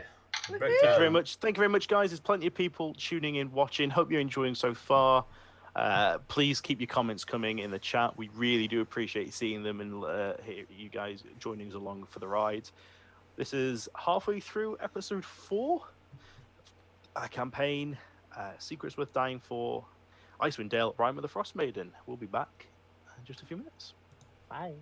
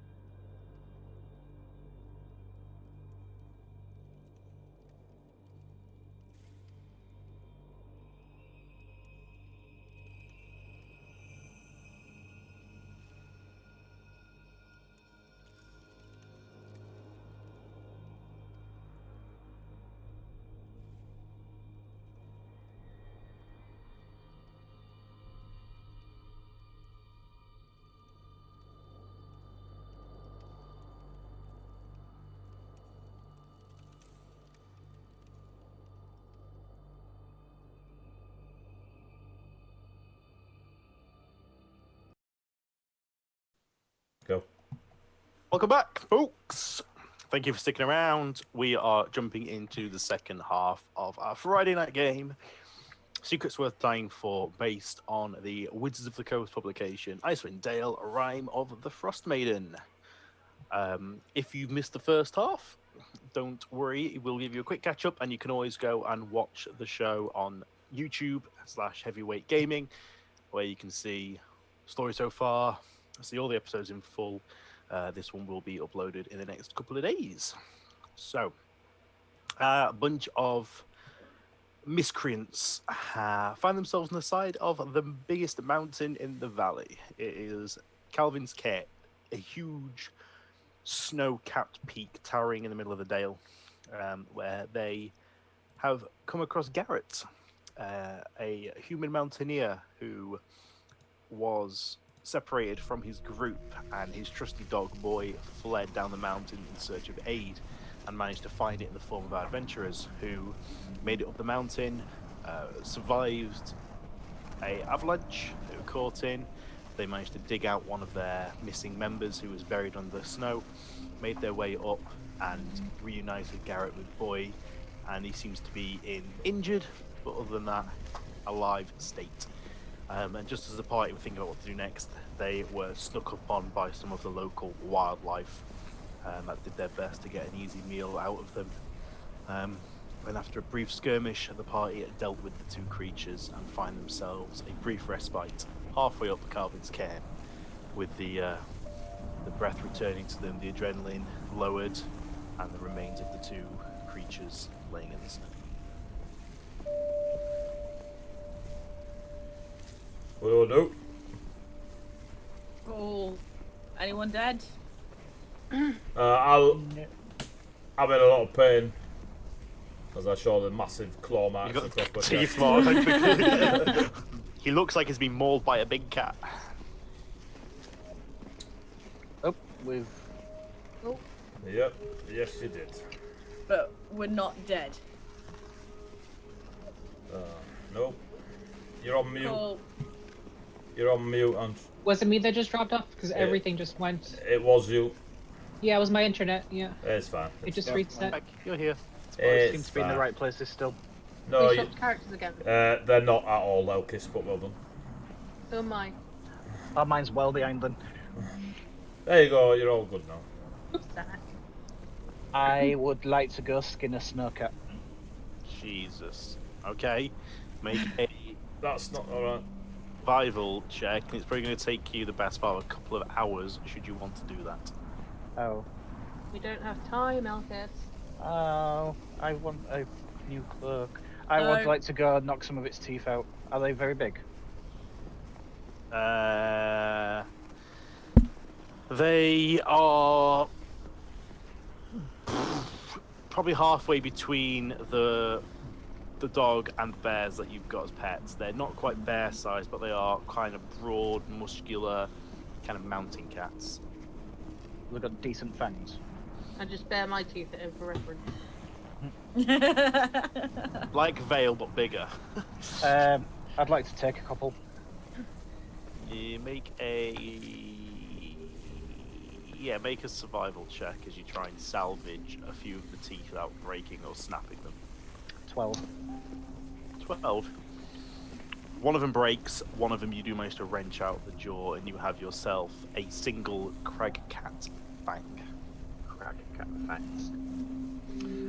Yeah, I would like the pelt, but you guys are right, we don't have time.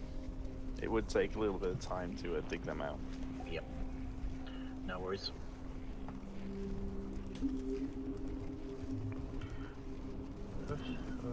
Onwards. Yeah, let's carry on and try and find these people. Let's go. Garrett, I assume you're coming with us since you were so keen for us to carry on and find these people. I mean, if I don't mind going up and best I can. I'm not much help in a fight. I was about to say you wouldn't really any help in the fight. It might be best if you stay put with Boy. I'll try and make way back down to the base camp. Go see your other half. Take the Yeah. dog with you. Don't die on the way. Shit. Look, I'll head back down and head to Caer Koenig at the base, and if stick do that. around there, I'll get some rest and recover my strength before I make the trip back. I'll send word though that let Keegan know I'm alright. Yep. Look, if once you come down off there and you just find those adventuring types, come back to Targus and we'll see what we can do for you, alright? Show you my Aye. life. Onwards. Be safe up there, alright? I'll try. Don't know what. I'm not sure what's up there. It's dangerous times, alright? Just keep your wits about you. Don't suppose you've got any healing apparatus on you, Garrett? I've not got my pack. I've just got this climbing rig. Like, I don't know where the rest of my gear's gone. I'll keep an eye out for it. If you find it up there, you're welcome to whatever's left. I know. He'll just kind of bow his head to you guys and kind of stands and watches as you head up the path. I have a cure wounds, gentle steps, but I'll be tapped out after that. Well, if you don't, the next thing that bites me will kill me. Okie dokie. And my hands glow as I touch gentle steps on the toe. That's not my toe, but thanks. That wasn't the best. That would be a 6. 6. Yep. Cool. Thank you. Oh, nice one. Thank you, Orcus. Warm hands. Very warm hands. Blessed by the Lady of the Moon. Celine? Yes. No. The moon. What? Wait, no. Let's get this straight. I don't know who I was named after. Maybe it was her. Maybe it wasn't. Do not My come God. bowing down to me. My goddess is Saloon. Are you her? Saloon is different to Celine. All No. to you. No. Only by a couple of sounds. Come on, let's get going. You Uh, lead Gentle the Or way, step. Bear. something more like Gen- her sister.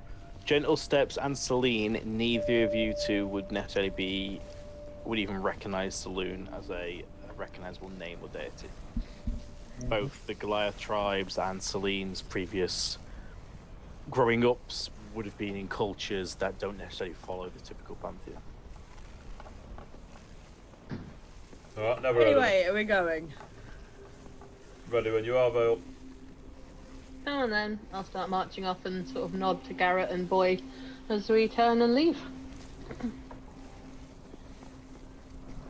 Follow Vale. Sick. Let's go.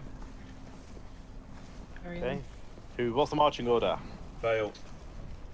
Vale's not a marching order. Vale's front. I'll go first, it's fine. I'll be at the back. I I'll will stick to the middle go- somewhere this time. I shall go second. I'll go 4. Third.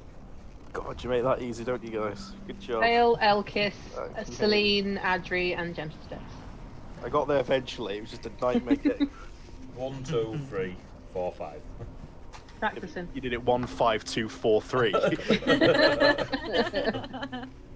Wherein lies the problem? Okay, you head up at the mountain. You now that the snowfall has crashed down, the area above that you've now kind of come above that area, done a kind of full lap, is a lot more open plan. The paths seem a little bit more stable. It's more rocky, although the wind and the snow and the temperatures just seem to drop as you climb, and it does appear to be a little bit more adverse weather conditions, but the easing of the path makes it not the worst thing in the world. You get up ahead, and on your left there does appear to be a large cave mouth, around 15 foot wide, about 10 foot high, and you spot kind of a similar plateau to where you were on currently, but there does appear to be this large entrance. There are multiple sets of tracks, both in and out of the cave. The snow and the ice slushed and churned up seems to be frequently used, and you see just glancing in before it descends into darkness, you do see traces of dry blood and various debris, and there seems to be a sign of a struggle and bloodshed. So hopefully the problem sorted itself out then. Depends what the problem was, I guess. Anyone particularly stealthy want to have a look in this cave mouth before we all go charging in? I'm pretty sure we all just turn to gentle steps. The tracks, do they look animal or human? Make a investigation check. No, actually, no. Make a survival check. They're tracks. I got a 6. You're right. They're tracks. They appear to. There doesn't appear to be any clean sets. It seems like whatever made those tracks uses this path regularly, and there's no. They've all just kind of merged together. It's just an area of high traffic rather than. Oh look, that's a distinct footprint. I will do as requested and stealth over to the cave mouth to have a look. Okay. You stick your head in. You're making a stealth check, please. If you're gonna quietly worm your way in. 25. Yeah. Okay. So you duck in and make your way inside the cave entrance. You see Get +7. the cave opens up into kind of about a 20-foot high ceiling of kind of this domed rock. It quickly fades to pitch black. You do see as you go in, there seems to be a chasm directly in front of you, and there seems to be a natural rock walkway heading to the right, and to the left there appears to be a shelf of loose ice and snow that looks fairly precarious that heads deeper in. And then after maybe 20-30 feet, it fades into darkness, and your Goliath eyes unfortunately cannot see much further. Can I hear anything? Like maybe a Make a perception check.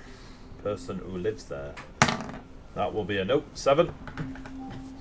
I've gone deaf. You you listen.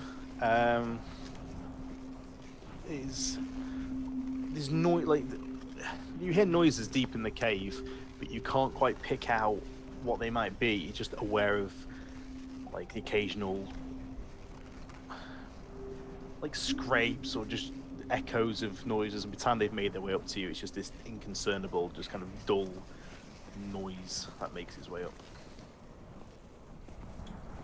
I'll pick up a stone and lob it as far as I can into the cave.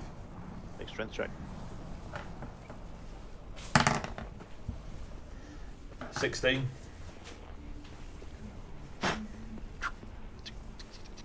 Echoes in the distance. Any reaction? You hear kind of an increased movement of some description deep in the cave, and then things go quiet. Oh shit, I'll sleep. Go on. I'd like to catch up with gentle steps and use divine sense. Make a stealth check for me, please. Oh shit. Yeah. There's the oversight right there. That would be a 6. As you hear this stone clattering, everything goes Code red. past this. You're bad from there's buying this ten- re-rolls. There's this little tense sort of moment of, oh god, I think I'm okay. It's gone quiet, but nothing's happened. Then you hear this, as Elkis just comes barging up next to you, and as he stops next to you, Can he see me? it's a one way. There's not a lot of places you couldn't be. I mean, you stuck into the cave. Make a perception check, Elkis, just to see. Good question. He has good dark. Because I am not revealing myself if he's coming up to that cave that noisy. That would be a 12. Yeah, you don't see gentle stairs, but as you walk in, you come in, you see a big drop chasm with kind of an ice bridge going one way, like an ice path, and then a stone path going the other way. As you stop, a sizable amount of debris and rocks and snow just go off into the chasm and just tumble and knock and echo. And yeah, it's loud, it's obnoxious, and it seems to last forever. I don't reveal myself. If I didn't The see... gentle steps, you just look out the corner of your eye, see this torrent of rocks just tumble into the nothing and echo and make far more noise than your stones did. Yeah, not seeing gentle steps, I would have stopped at the cave mouth, but I would like to use Divine Sense from there. Yep. Go for it. It's 60 feet. Celestial what's it do? Fiend. Detects and knows the location of any celestial fiend or undead within 60 feet. Celestial, a fiend, or an undead, was that? Yes. Okay, it is... You do not get any feeling back. You don't get any... oh, hang on a minute. Give me a second. Check something.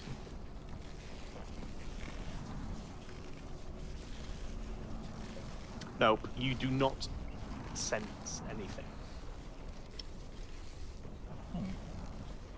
I'll sneak back to the group, who I'm pretty sure didn't see me sneak off. They absolutely did not see you. Absolutely did see you sneak off. Gentle steps, you Jump see Elkis head back, and you hear nothing in the cave. It goes quiet once more.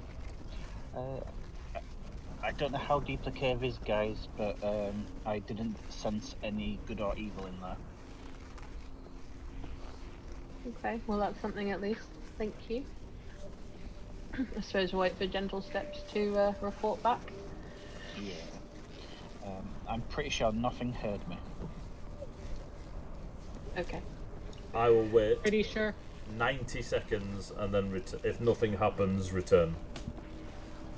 I am 45% sure nothing heard me. Okay, you wait. Okay. And you can hear your breath, and kind of there's the occasional wait. That high-pitched whistle as the wind just catches the cave entrance just right. Do you know how I heard movement and then it went silent after my stone? Did I hear any movement after Alkis announced himself? No. Ah, cool. Okay. And after 90 seconds, there is nothing but the darkness. Cool. I'll head back Okay. and appear out of the snow behind Alkis. Break his neck. How did you know where I was?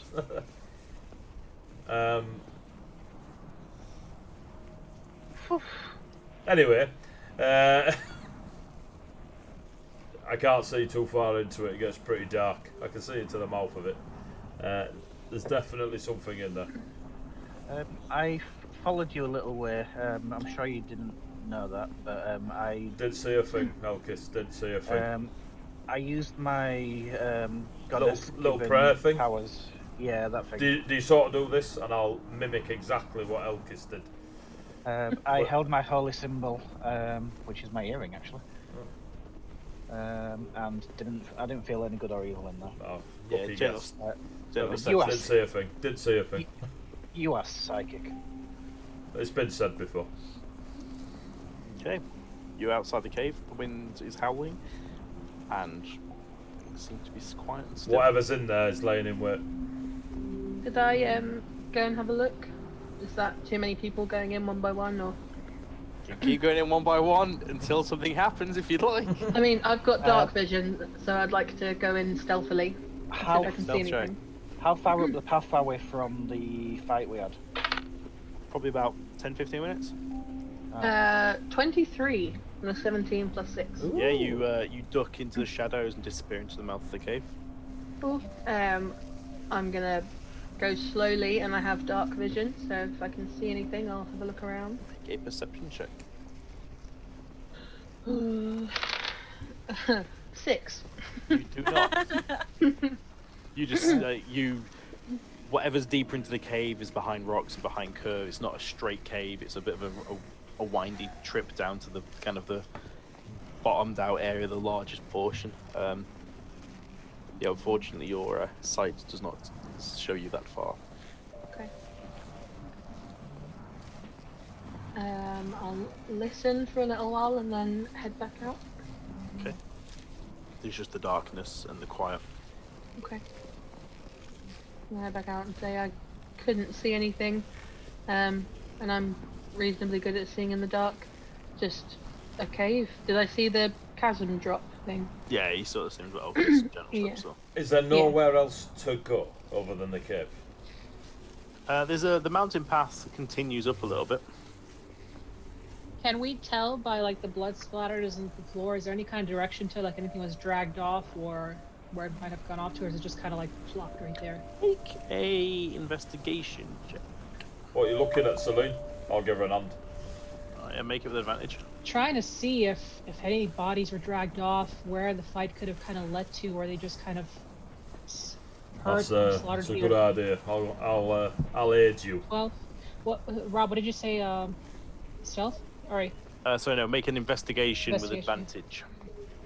I don't think you'll find anything. I already checked the traps, for the tracks. How do I do with advantage again? Roll it twice, pick the for highest. Okay, yeah. Yep. So 12.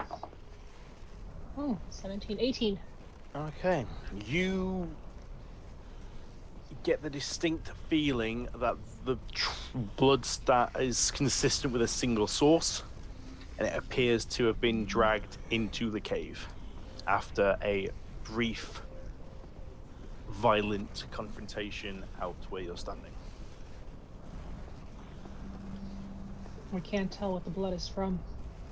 What creature it's from. Does anybody have that ability? It's red in colour. It's like a dark red, it's starting to kind of oxidize that little brown colour. What you found, Celine? It's Whatever it was dragged in. Whether it's alive, I can't tell what kind of creature it was. It could have just been a mountain goat for all we know. But something is in that cave is the important information from that. Or something lives in there. Oh my god, it's a dire goat. I will take my Bowie knife and tomahawk. there is no goat there. Just I will sneak it's a attack vampire the, goat. Let's go.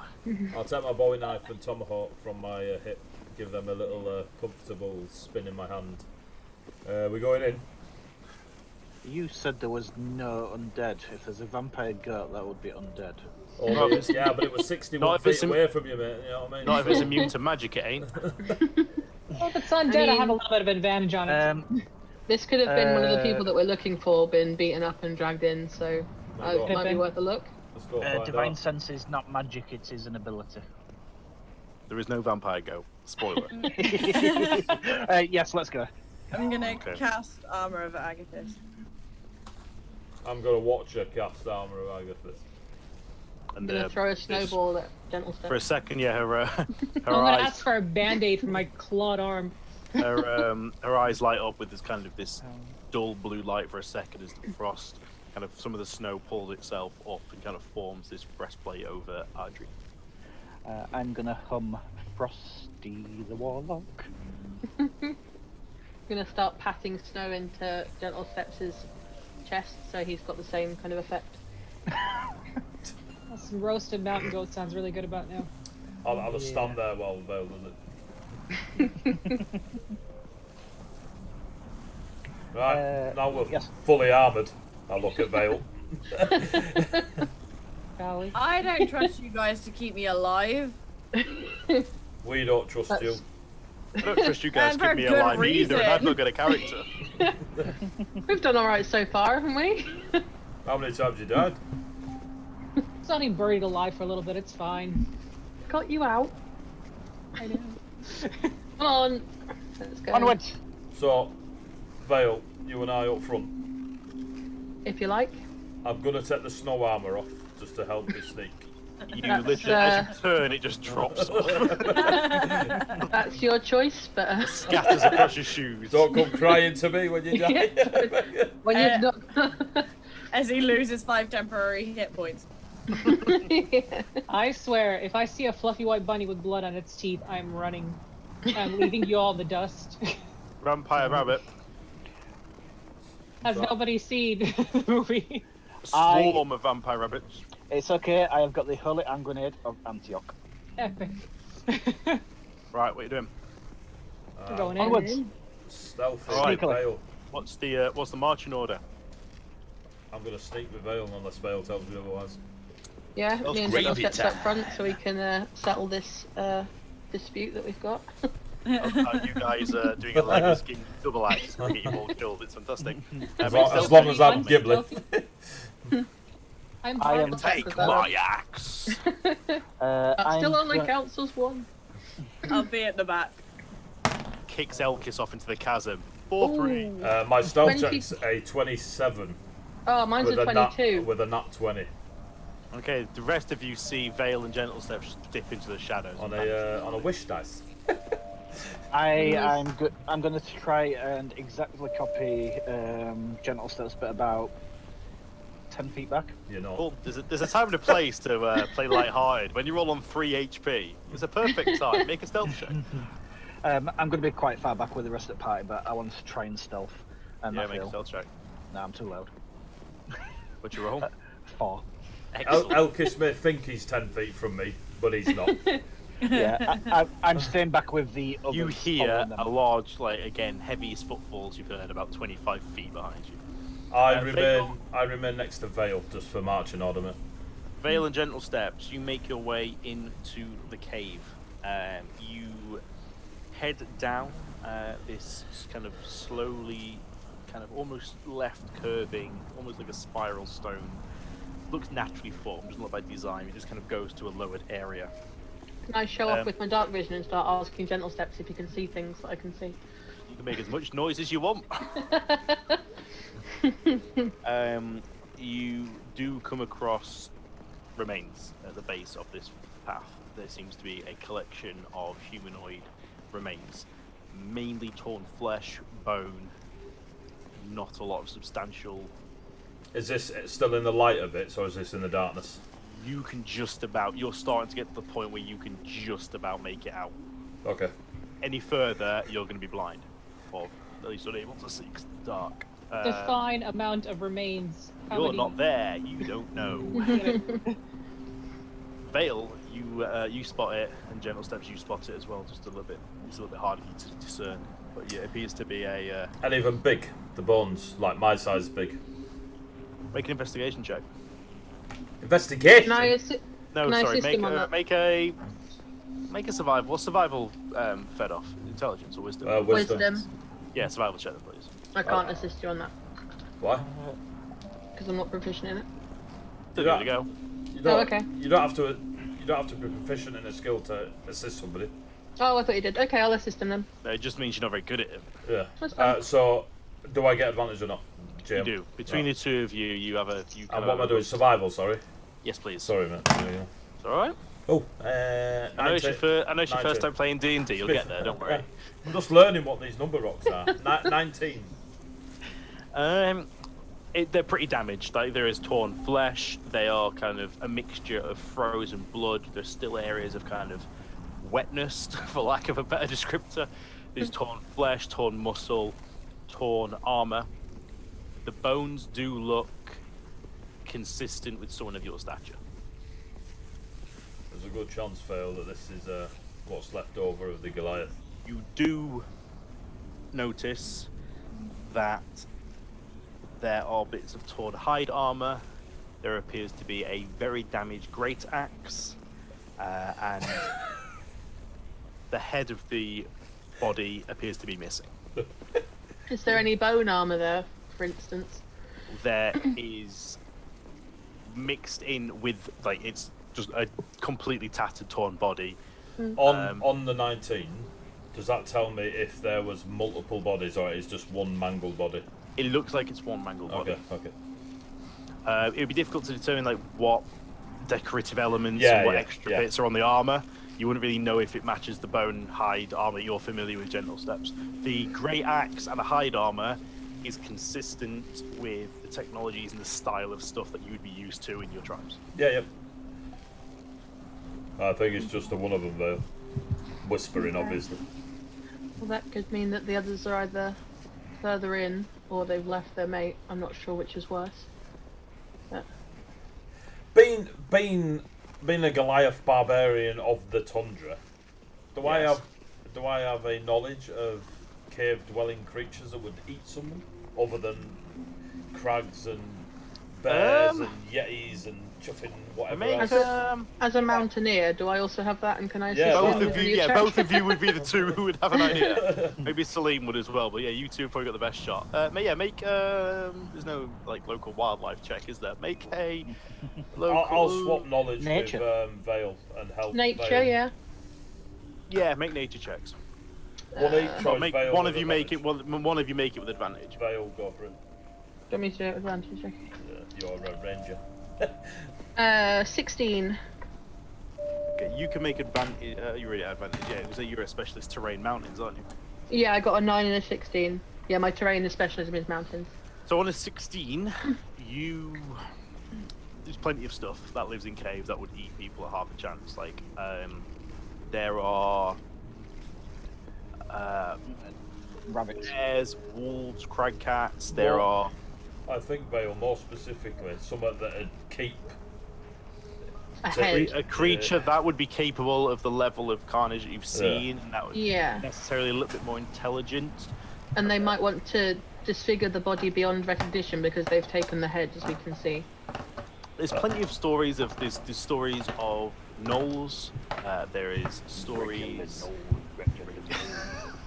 Sorry. I could hear it in my head before you said it, man. I was right there with you. There is stories of gnolls. There has been small contingents of kobolds. There are stories of young dragons that inhabit the hills and caves. There are stories of yetis and other frost giants and things of the sort. And there's the rumours and ghosts of undead ghosts and spirits and things that haunt long lost forgotten areas. To say that we're probably dealing with something that's intelligent to an extent, and I don't know if this is just going to be a hunting kind of attack because they have, as we can see, taken the head, so they might want this body to have not been recognised. So this might be like a murder rather than a hunting attack, if that makes sense. Fair. Do we want to grab the others and investigate further, or do we want to bugger off further up the mountain? If there is something out there that is snatching people and murdering them and taking their heads off, I think we probably need to investigate it. But yeah, let's get the others first. I also think it'd be better to sort this out and not have it at our back either. So. Yeah, because it probably knows we're here now. It's stealthy as Elkis was. Well, I'm going to need light if we go further, so there'll be no stealthing. That's fine. I'm sure we can sort that out. But yeah, it probably knows we're here anyway, as stealthy as we've been. Cool. Lead the way, and I'll follow Vale back to the party. So many assumptions, so little time. As they come back, I am hiding in the snow. You see Elkis in the snow. With snow on his head, just like, I am invisible. What, just snow on his head? Essentially, yes. We'll say there's a body, its head's been taken, and it's ravaged, but yeah, the head's gone, so that's worrying. It doesn't look like a hunting attack. It looks like it might have been more of an attempt to disfigure the body beyond recognition by taking its head. I think it's worth a look. They could be more like a culty type thing. Yeah, I was literally going to say, this is a cult. yeah. Or someone that knows him that doesn't want him recognised. It's the tiefling. I'm going to say it's a cult. Oh yeah, we also thought that, Gentle Steps looked at the body and it looks to be a body of his sort of size and stature, so it could be the Goliath from the group that we're looking for. Oh, it's Boney M. Is it Can I- me? You're lucky. We've come full circle! Right, should we head in? I want to see if this body looks like a cult body. Yeah. I think we should smash whoever this is because we don't want them following We're not us.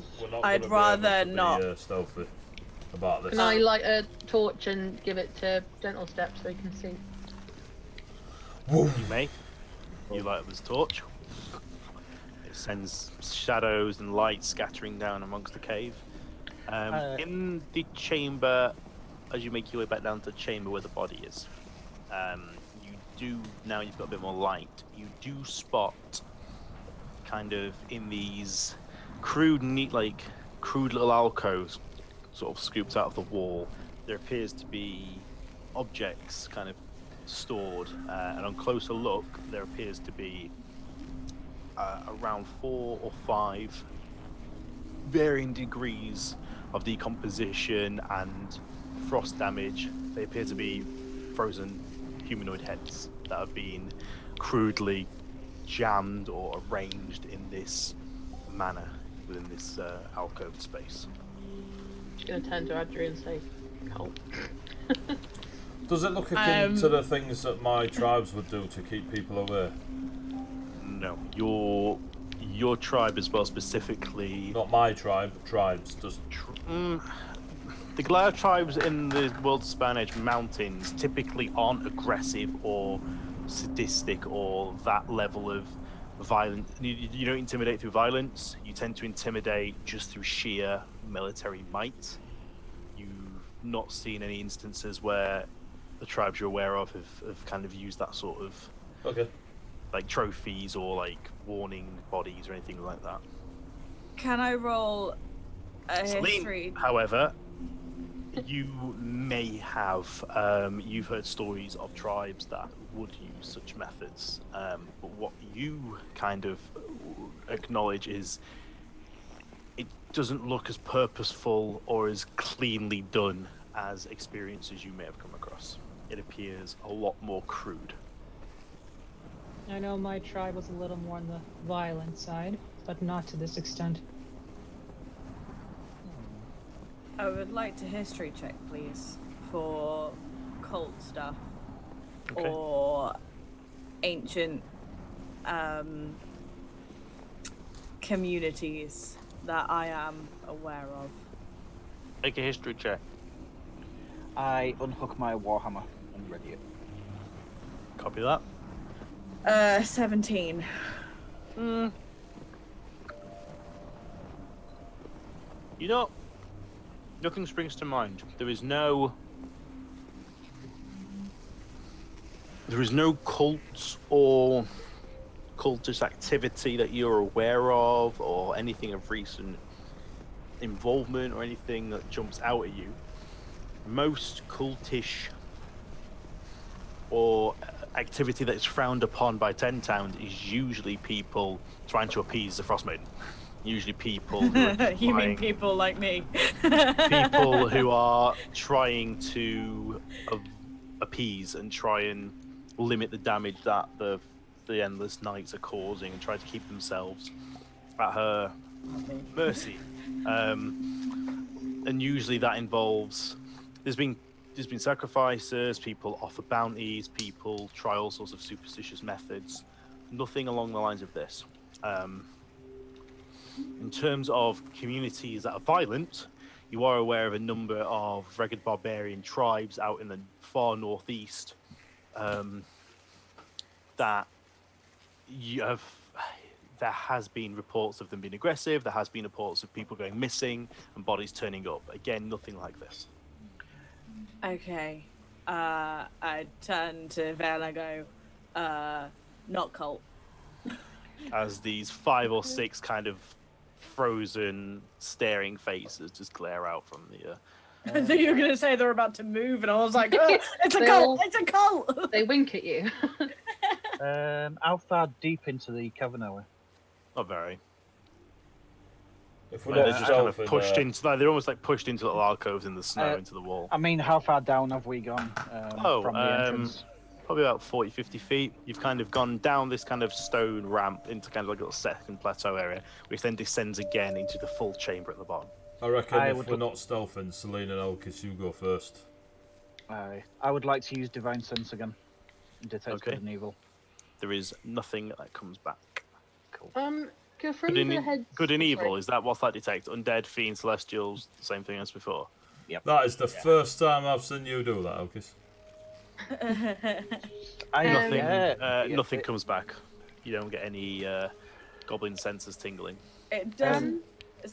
So it wouldn't detect anything Fae.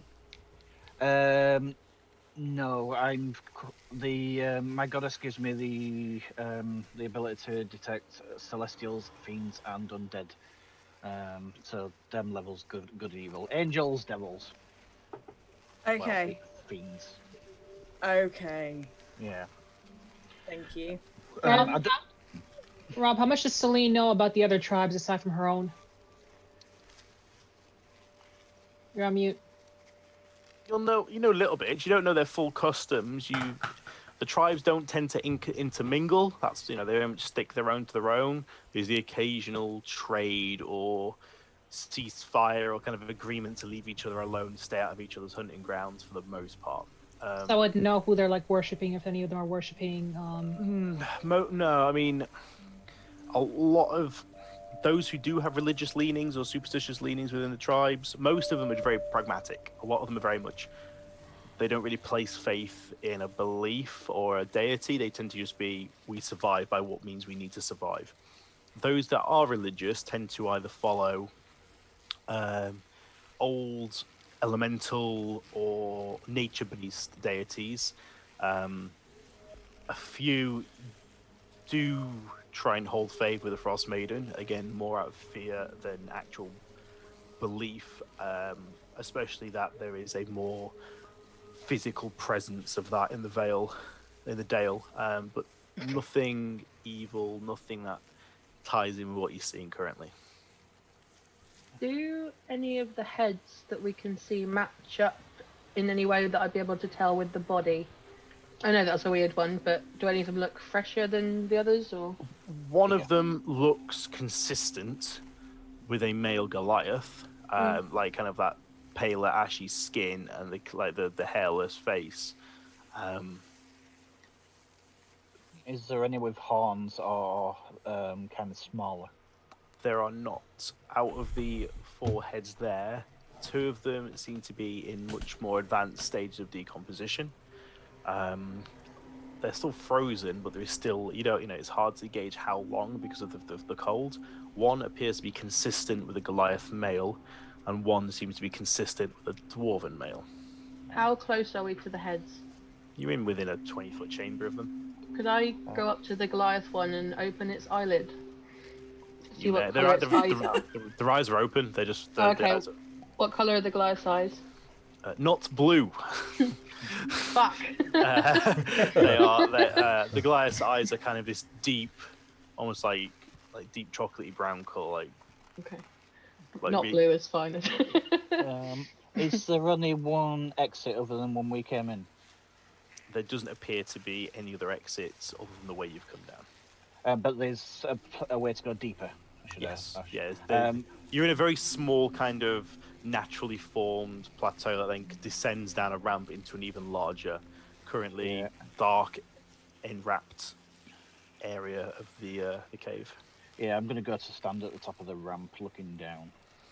Okay.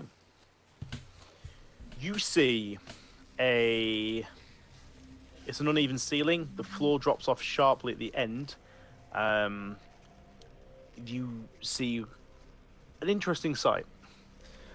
Firstly, you see up against the corner, you see what appears to be the remains of a badly damaged sled that appears to have various equipment, bags, harnesses, climbing a rope, and equipment that's just been kind of just either thrown to the side or stashed up against the far wall. Against the very, very back of the room, you do spot a fairly odd sight, and you see the creatures that were made aware of your presence. You see what appears to be a large 11 to 12 foot humanoid-esque figure, big black curved horns off, big white matted fur, and kind of back against the cave, like glaring up at you, fangs bared. It seems to be clutching what appears to be an infant of the same species. I think you're gonna say like an actual baby, and I'm like, this got really dark. The infant has these tiny little black like nubs of horns that are starting to grow through, and the fur seems a lot more shorter. The infant is probably consistent with kind of what you'd know as like kind of a chimpanzee size, like that sort of scale. Would I recognize it? Make a It's your nature brother, check. mate. Nature is 12. You're not sure. The creature seems hostile, it seems aggressive, and it seems to be kind of backed into a corner, shielding an infant and kind of glaring up, and lets out a roar that echoes up the cave and echoes out into the... Is the only light in here my torch? Yes. So am I correct in assuming if I turn it, if I dump out the torch, it'll go pitch black? Yes. Ah, shit. Guys. You do spot, finally, in the kind of heap next to the abandoned sled, what appears to be a unmoving figure consistent with that of a female halfling. People. And this roar echoes past all of you, and you're like, Christ, what the hell was that? And you look down and you see the sights that Elkis sees, and you see this creature kind of hunch, like aggressively kind of pounding on the floor with one fist, clutching the infant with the other, and just kind of lets out this roar and then kind of stands there, fangs bared. I put my weapons away. I run to where Elquis is. How far am I away from it? From where you are to where the creature is, you're probably talking about 45 feet. Okay. The cave is about 25 feet wide and goes to like kind of it's like a giant oval, and it kind of goes. How close is this sled with a halfling? About halfway through the room. So us, sled, Yeti. Creatures. The creatures are right at the very back, hunched down, seemingly backed into the corner, looking hostile and aggressive. Kind of Does the halfling look dead? Make an investigation check with disadvantage because it's dark. I have dark vision. Make it with straight roll.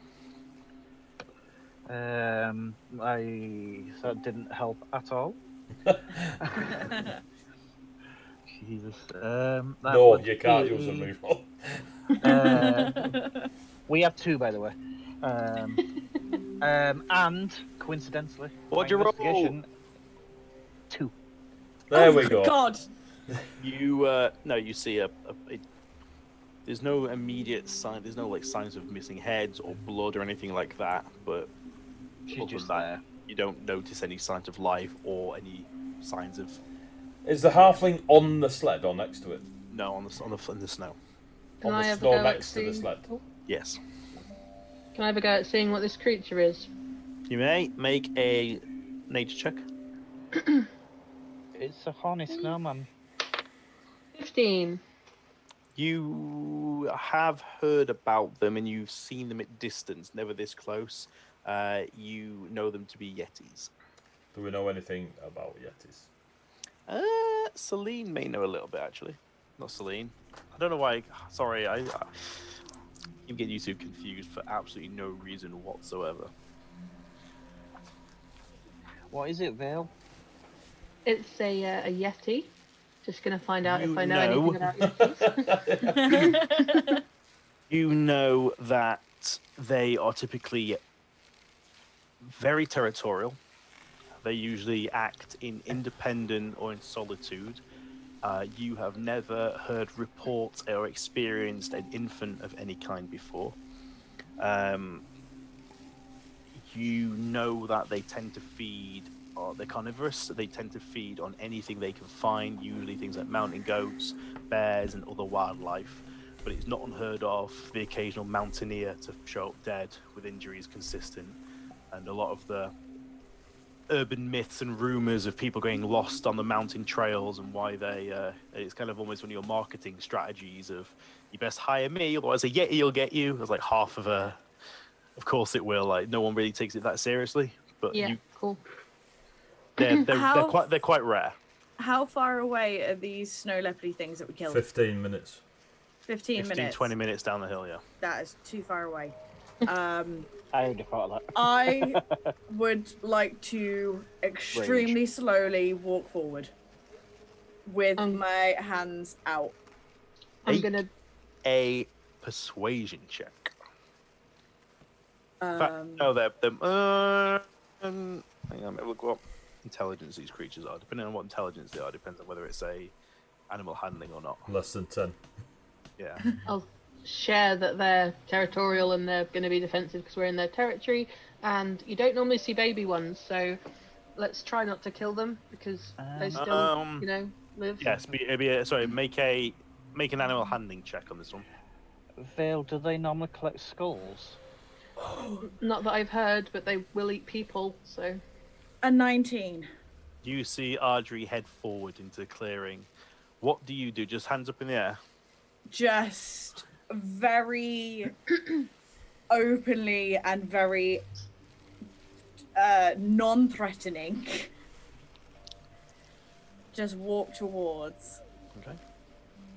You maybe get 10 feet into the cave when the creature kind of scoops up the infant and puts it like on its back and its shoulders, and then kind of hits its hands into the floor and kind of rears up and lets out another just bellowing roar that just fills the cavern and just echoes out past you. Audrey, I'll try and whisper. Let's just leave, Audrey. How close am I to it? At this point, maybe about 35 feet. So 10 feet-ish away from the sled. Audrey. Audrey. I can hear Aiden. I can hear Aiden.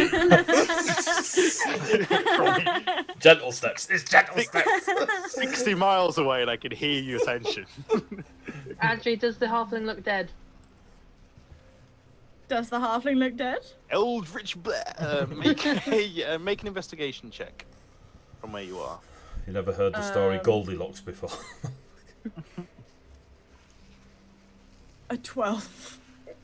Can I assist her on that from where I am or not? With your arrows. Please? All right, you've got 5 seconds to convince me how you could possibly assist with that. I push Vale A closer dead to her. person looks like... No. No, Could she not talk me through the steps of like general first aid? This is quite a tense situation. This is not the time for a basic first aid qualification. If I could just get within 10 feet, glance I could over- fey presence to You glance charm over. them. You glance over at the figure on the floor. It appears to be unmoving. There are no obvious injuries, but there appears to be no obvious signs of life either. Are there any injuries to the creature? None that you can see. Okay. Audrey. There doesn't appear to be. There is Believe- no blood in this chamber. The blood kind of trails ended at the trophy room, for lack of a better word. In this main area, there appears to be kind of crude bedding materials made from plants and branches. There appears to be remains of Let's just leave. a mountain goat that appears to be half eaten, and there appears to be this sled and this prone figure in the snow. Yeah, I highly doubt that these creatures are collecting heads and We're putting in it in here. We're in its house. What? Let's just leave. The creature is still in this kind of defensive stance with its hands in the floor, roars at you, and just kind of stares at you. Audrey! Do we have anything? Do we have any kind of food that we can just roll Yeah. out? Do I have any like Dried dried meat or We something? can't get to the dead cat, so anything we can just gently. You know, Not earlier going on to when you sustain said it as much as a human would. when you said or I'd a cry halfling. at level 16 when you Yes. killed gentle steps, that's never happening. Not see level 3 at this rate. Rob, if you're talking to us, we can't hear. No, I was typing back to one of you who sent me a message. Sorry, I missed Okay. that. What are you doing? Sorry. Get us all could- killed. I can't. I got that much. I mean, specifically, how is she getting you all killed? Would I have any more of like the dried meat left on me? You probably got like 2 or 3 pieces of like dried jerky, I guess. This thing's about 10, 12 foot big. Just to put... Regardless, I'm just gonna kind of roll them towards them and then just back off. Okay, make another animal handling check. We've got 2 rerolls. You're going to need both of them. You're trying to feed a fucking... Sawdust and Swearwords has come up with a pretty strong strategy of yeet the goblin at it. A Don't use 17. the goblin. A 17. Okay. You happy with the 17, or are you going to try and re-roll it? That's not a miss. I'm okay with the 17. You sure you're okay with the 17? I'm okay with the 17 because I'm now backing away very Final answer. non-threateningly. Yes. Okay. When the DM says, "Are you sure?" You're not sure. It's always a trick. You step into a pit trap. No. you throw this food forward, and for a couple of. Like, I didn't throw like at it. I mean, Okay, like I roll know it what- across the floor. Okay. Lob it at its head. you roll. Roll to attack. The infant seems curious for a second, but kind of the adult kind of holds it back and kind of like turns its head and kind of gives it a bit of a knowing look. There's As still is I- kind of this tense standoff moment. The creature still maintains its position.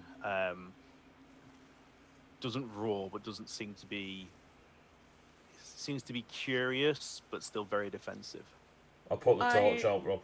As I'm Okay. walking back to the group, I'm just gonna kind of whisper to them, go, whatever meat you have, just roll it to them. Don't throw it to them, just roll it to them, and we'll slowly back away.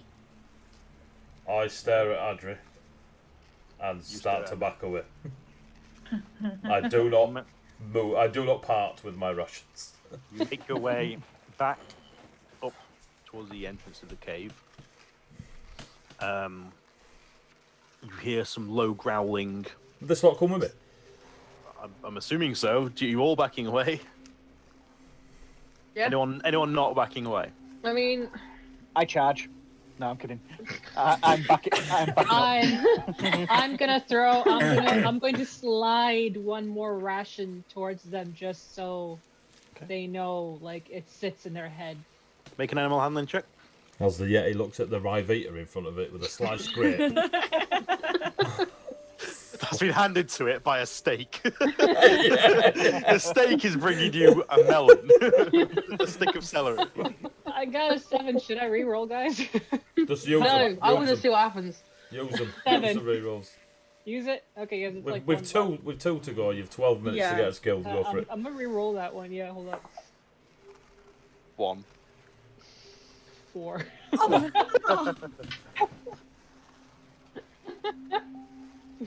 A stealth. You're using the last reroll again. Yeah, Can you reroll? Can you reroll rerolls? It's up to you. You're the DM. Yeah, go on. Please, please, Damn please, it. please. I think a 12.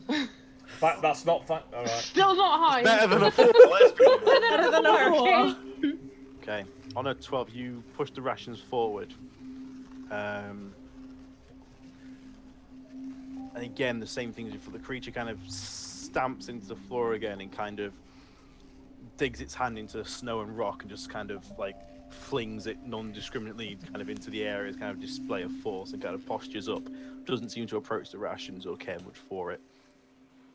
Lets out another roar that kind of just reverberates and kind of it almost is that just point of too loud where it starts to hit your ears. You're like, Jesus, that's quite a noise.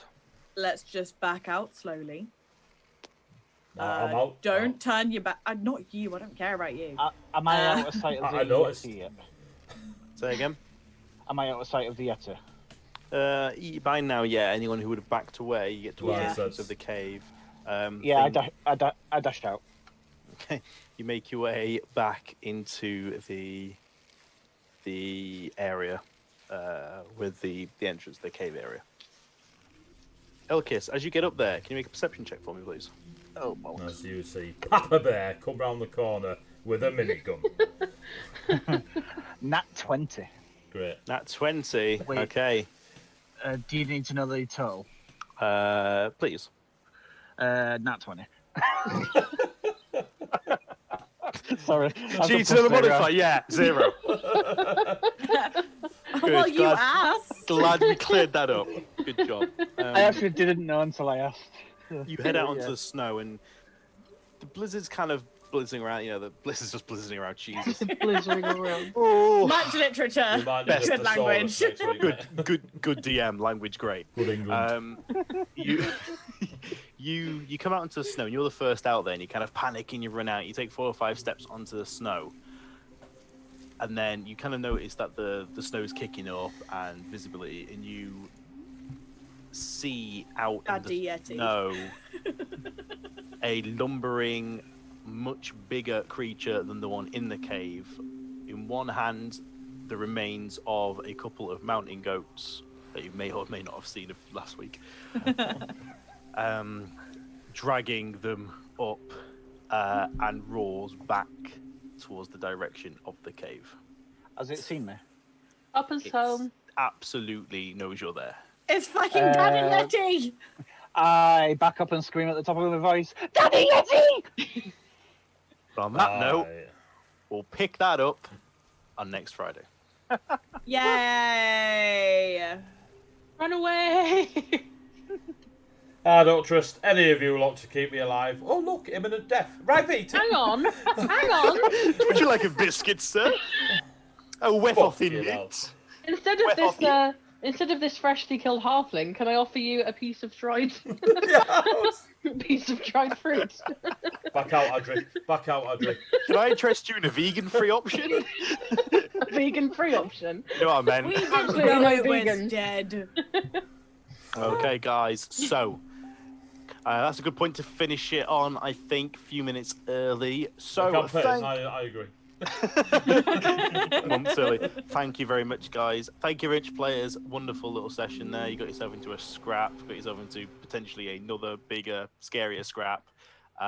Some nice little insights into a few more colourful characteristics of the characters, and a little bit of a history lesson for a certain warlock who started to put some pieces together. So a bit of history of the Dale, which is always nice to see. And thank you very much for anyone still here watching. There's a few of you dropping your comments. Thank you everyone who has stuck with us to the end and sharing your Friday evenings with us. If you did miss and you want to catch up with all the goings on, you can find us on YouTube/Heavyweight Gaming, to find not only this but all the Pathfinder, the other D&D, Carbon 2085, and all the other RPG goodness that we have going on throughout the week. If you want to check out the schedule, just below on Twitch, you can see what we've got going on throughout the rest of the week. There is stuff going on most days, all different RPG systems going on. Another quick thank you to all the sponsors and supporters of the channel. Sawdust Swearwords, Ruffworx, Dice the Beholder, Thornless Rose, Loki Battle Maps, all the and anyone who I've missed on that one. So yeah, the recent one, Loki Battle Maps, makes these lovely things. The giant book of battle mats, full of. That's the snow one from last week. Look at that. All right, as we needed it, and then you got all these different ones, all dry wipe. You can draw on them. They're fantastic. You Very can very also nice. get them in a Something. digital version. And yep, you see the physical versions on this show. You see the digital version on Thursday and throughout the other week as well. So thank you, Loki. You'll see some of those in action. Can comment, one of my friends has actually just bought the Big Book of Battle Maps. Yeah, and I it really is like them. beautiful. I mean, I got this before Loki sponsored the channel as well. This is one that I've used personally, and I really do rate them. They're very, very good. So you want to see the physical Friday, Sunday. You want to see the digital Tuesday, Thursday, Saturday. Other than that, guys, please tune in again next week from 8 p.m. right here on Heavyweight Gaming on Twitch to see what happens in episodes 5 of our D&D 5th edition campaign based in the latest campaign book, Icewind, Dale, Rime and Frost Maiden. Secrets worth dying for. Emphasis on the dying for part. We promised it'll be at least 5 minutes long. Yeah, as you just see, Elk is thrown off a mountain. Yeet! As we say goodbye, Rob, we're going to raid Kelly Jane Games, who does all our overlays for the stream, except this. I follow her. Some awesome DM did your overlay for this. No, I didn't. Oh. So yeah, please stick around, guys. You want to go check out some other content from other friends of the show. The raid is going to happen shortly. Other than that, thank you very much from me. Thank you to all our players. Thank you for your comments, your bits, your re-rolls. I think you may have kept Celine alive desperately with that re-roll there. Yeah, see us next week, where hopefully I'll be wearing less eyeliner. Or not. Bye-bye. Bye-bye. Bye. Less, not necessarily no. I'm cold.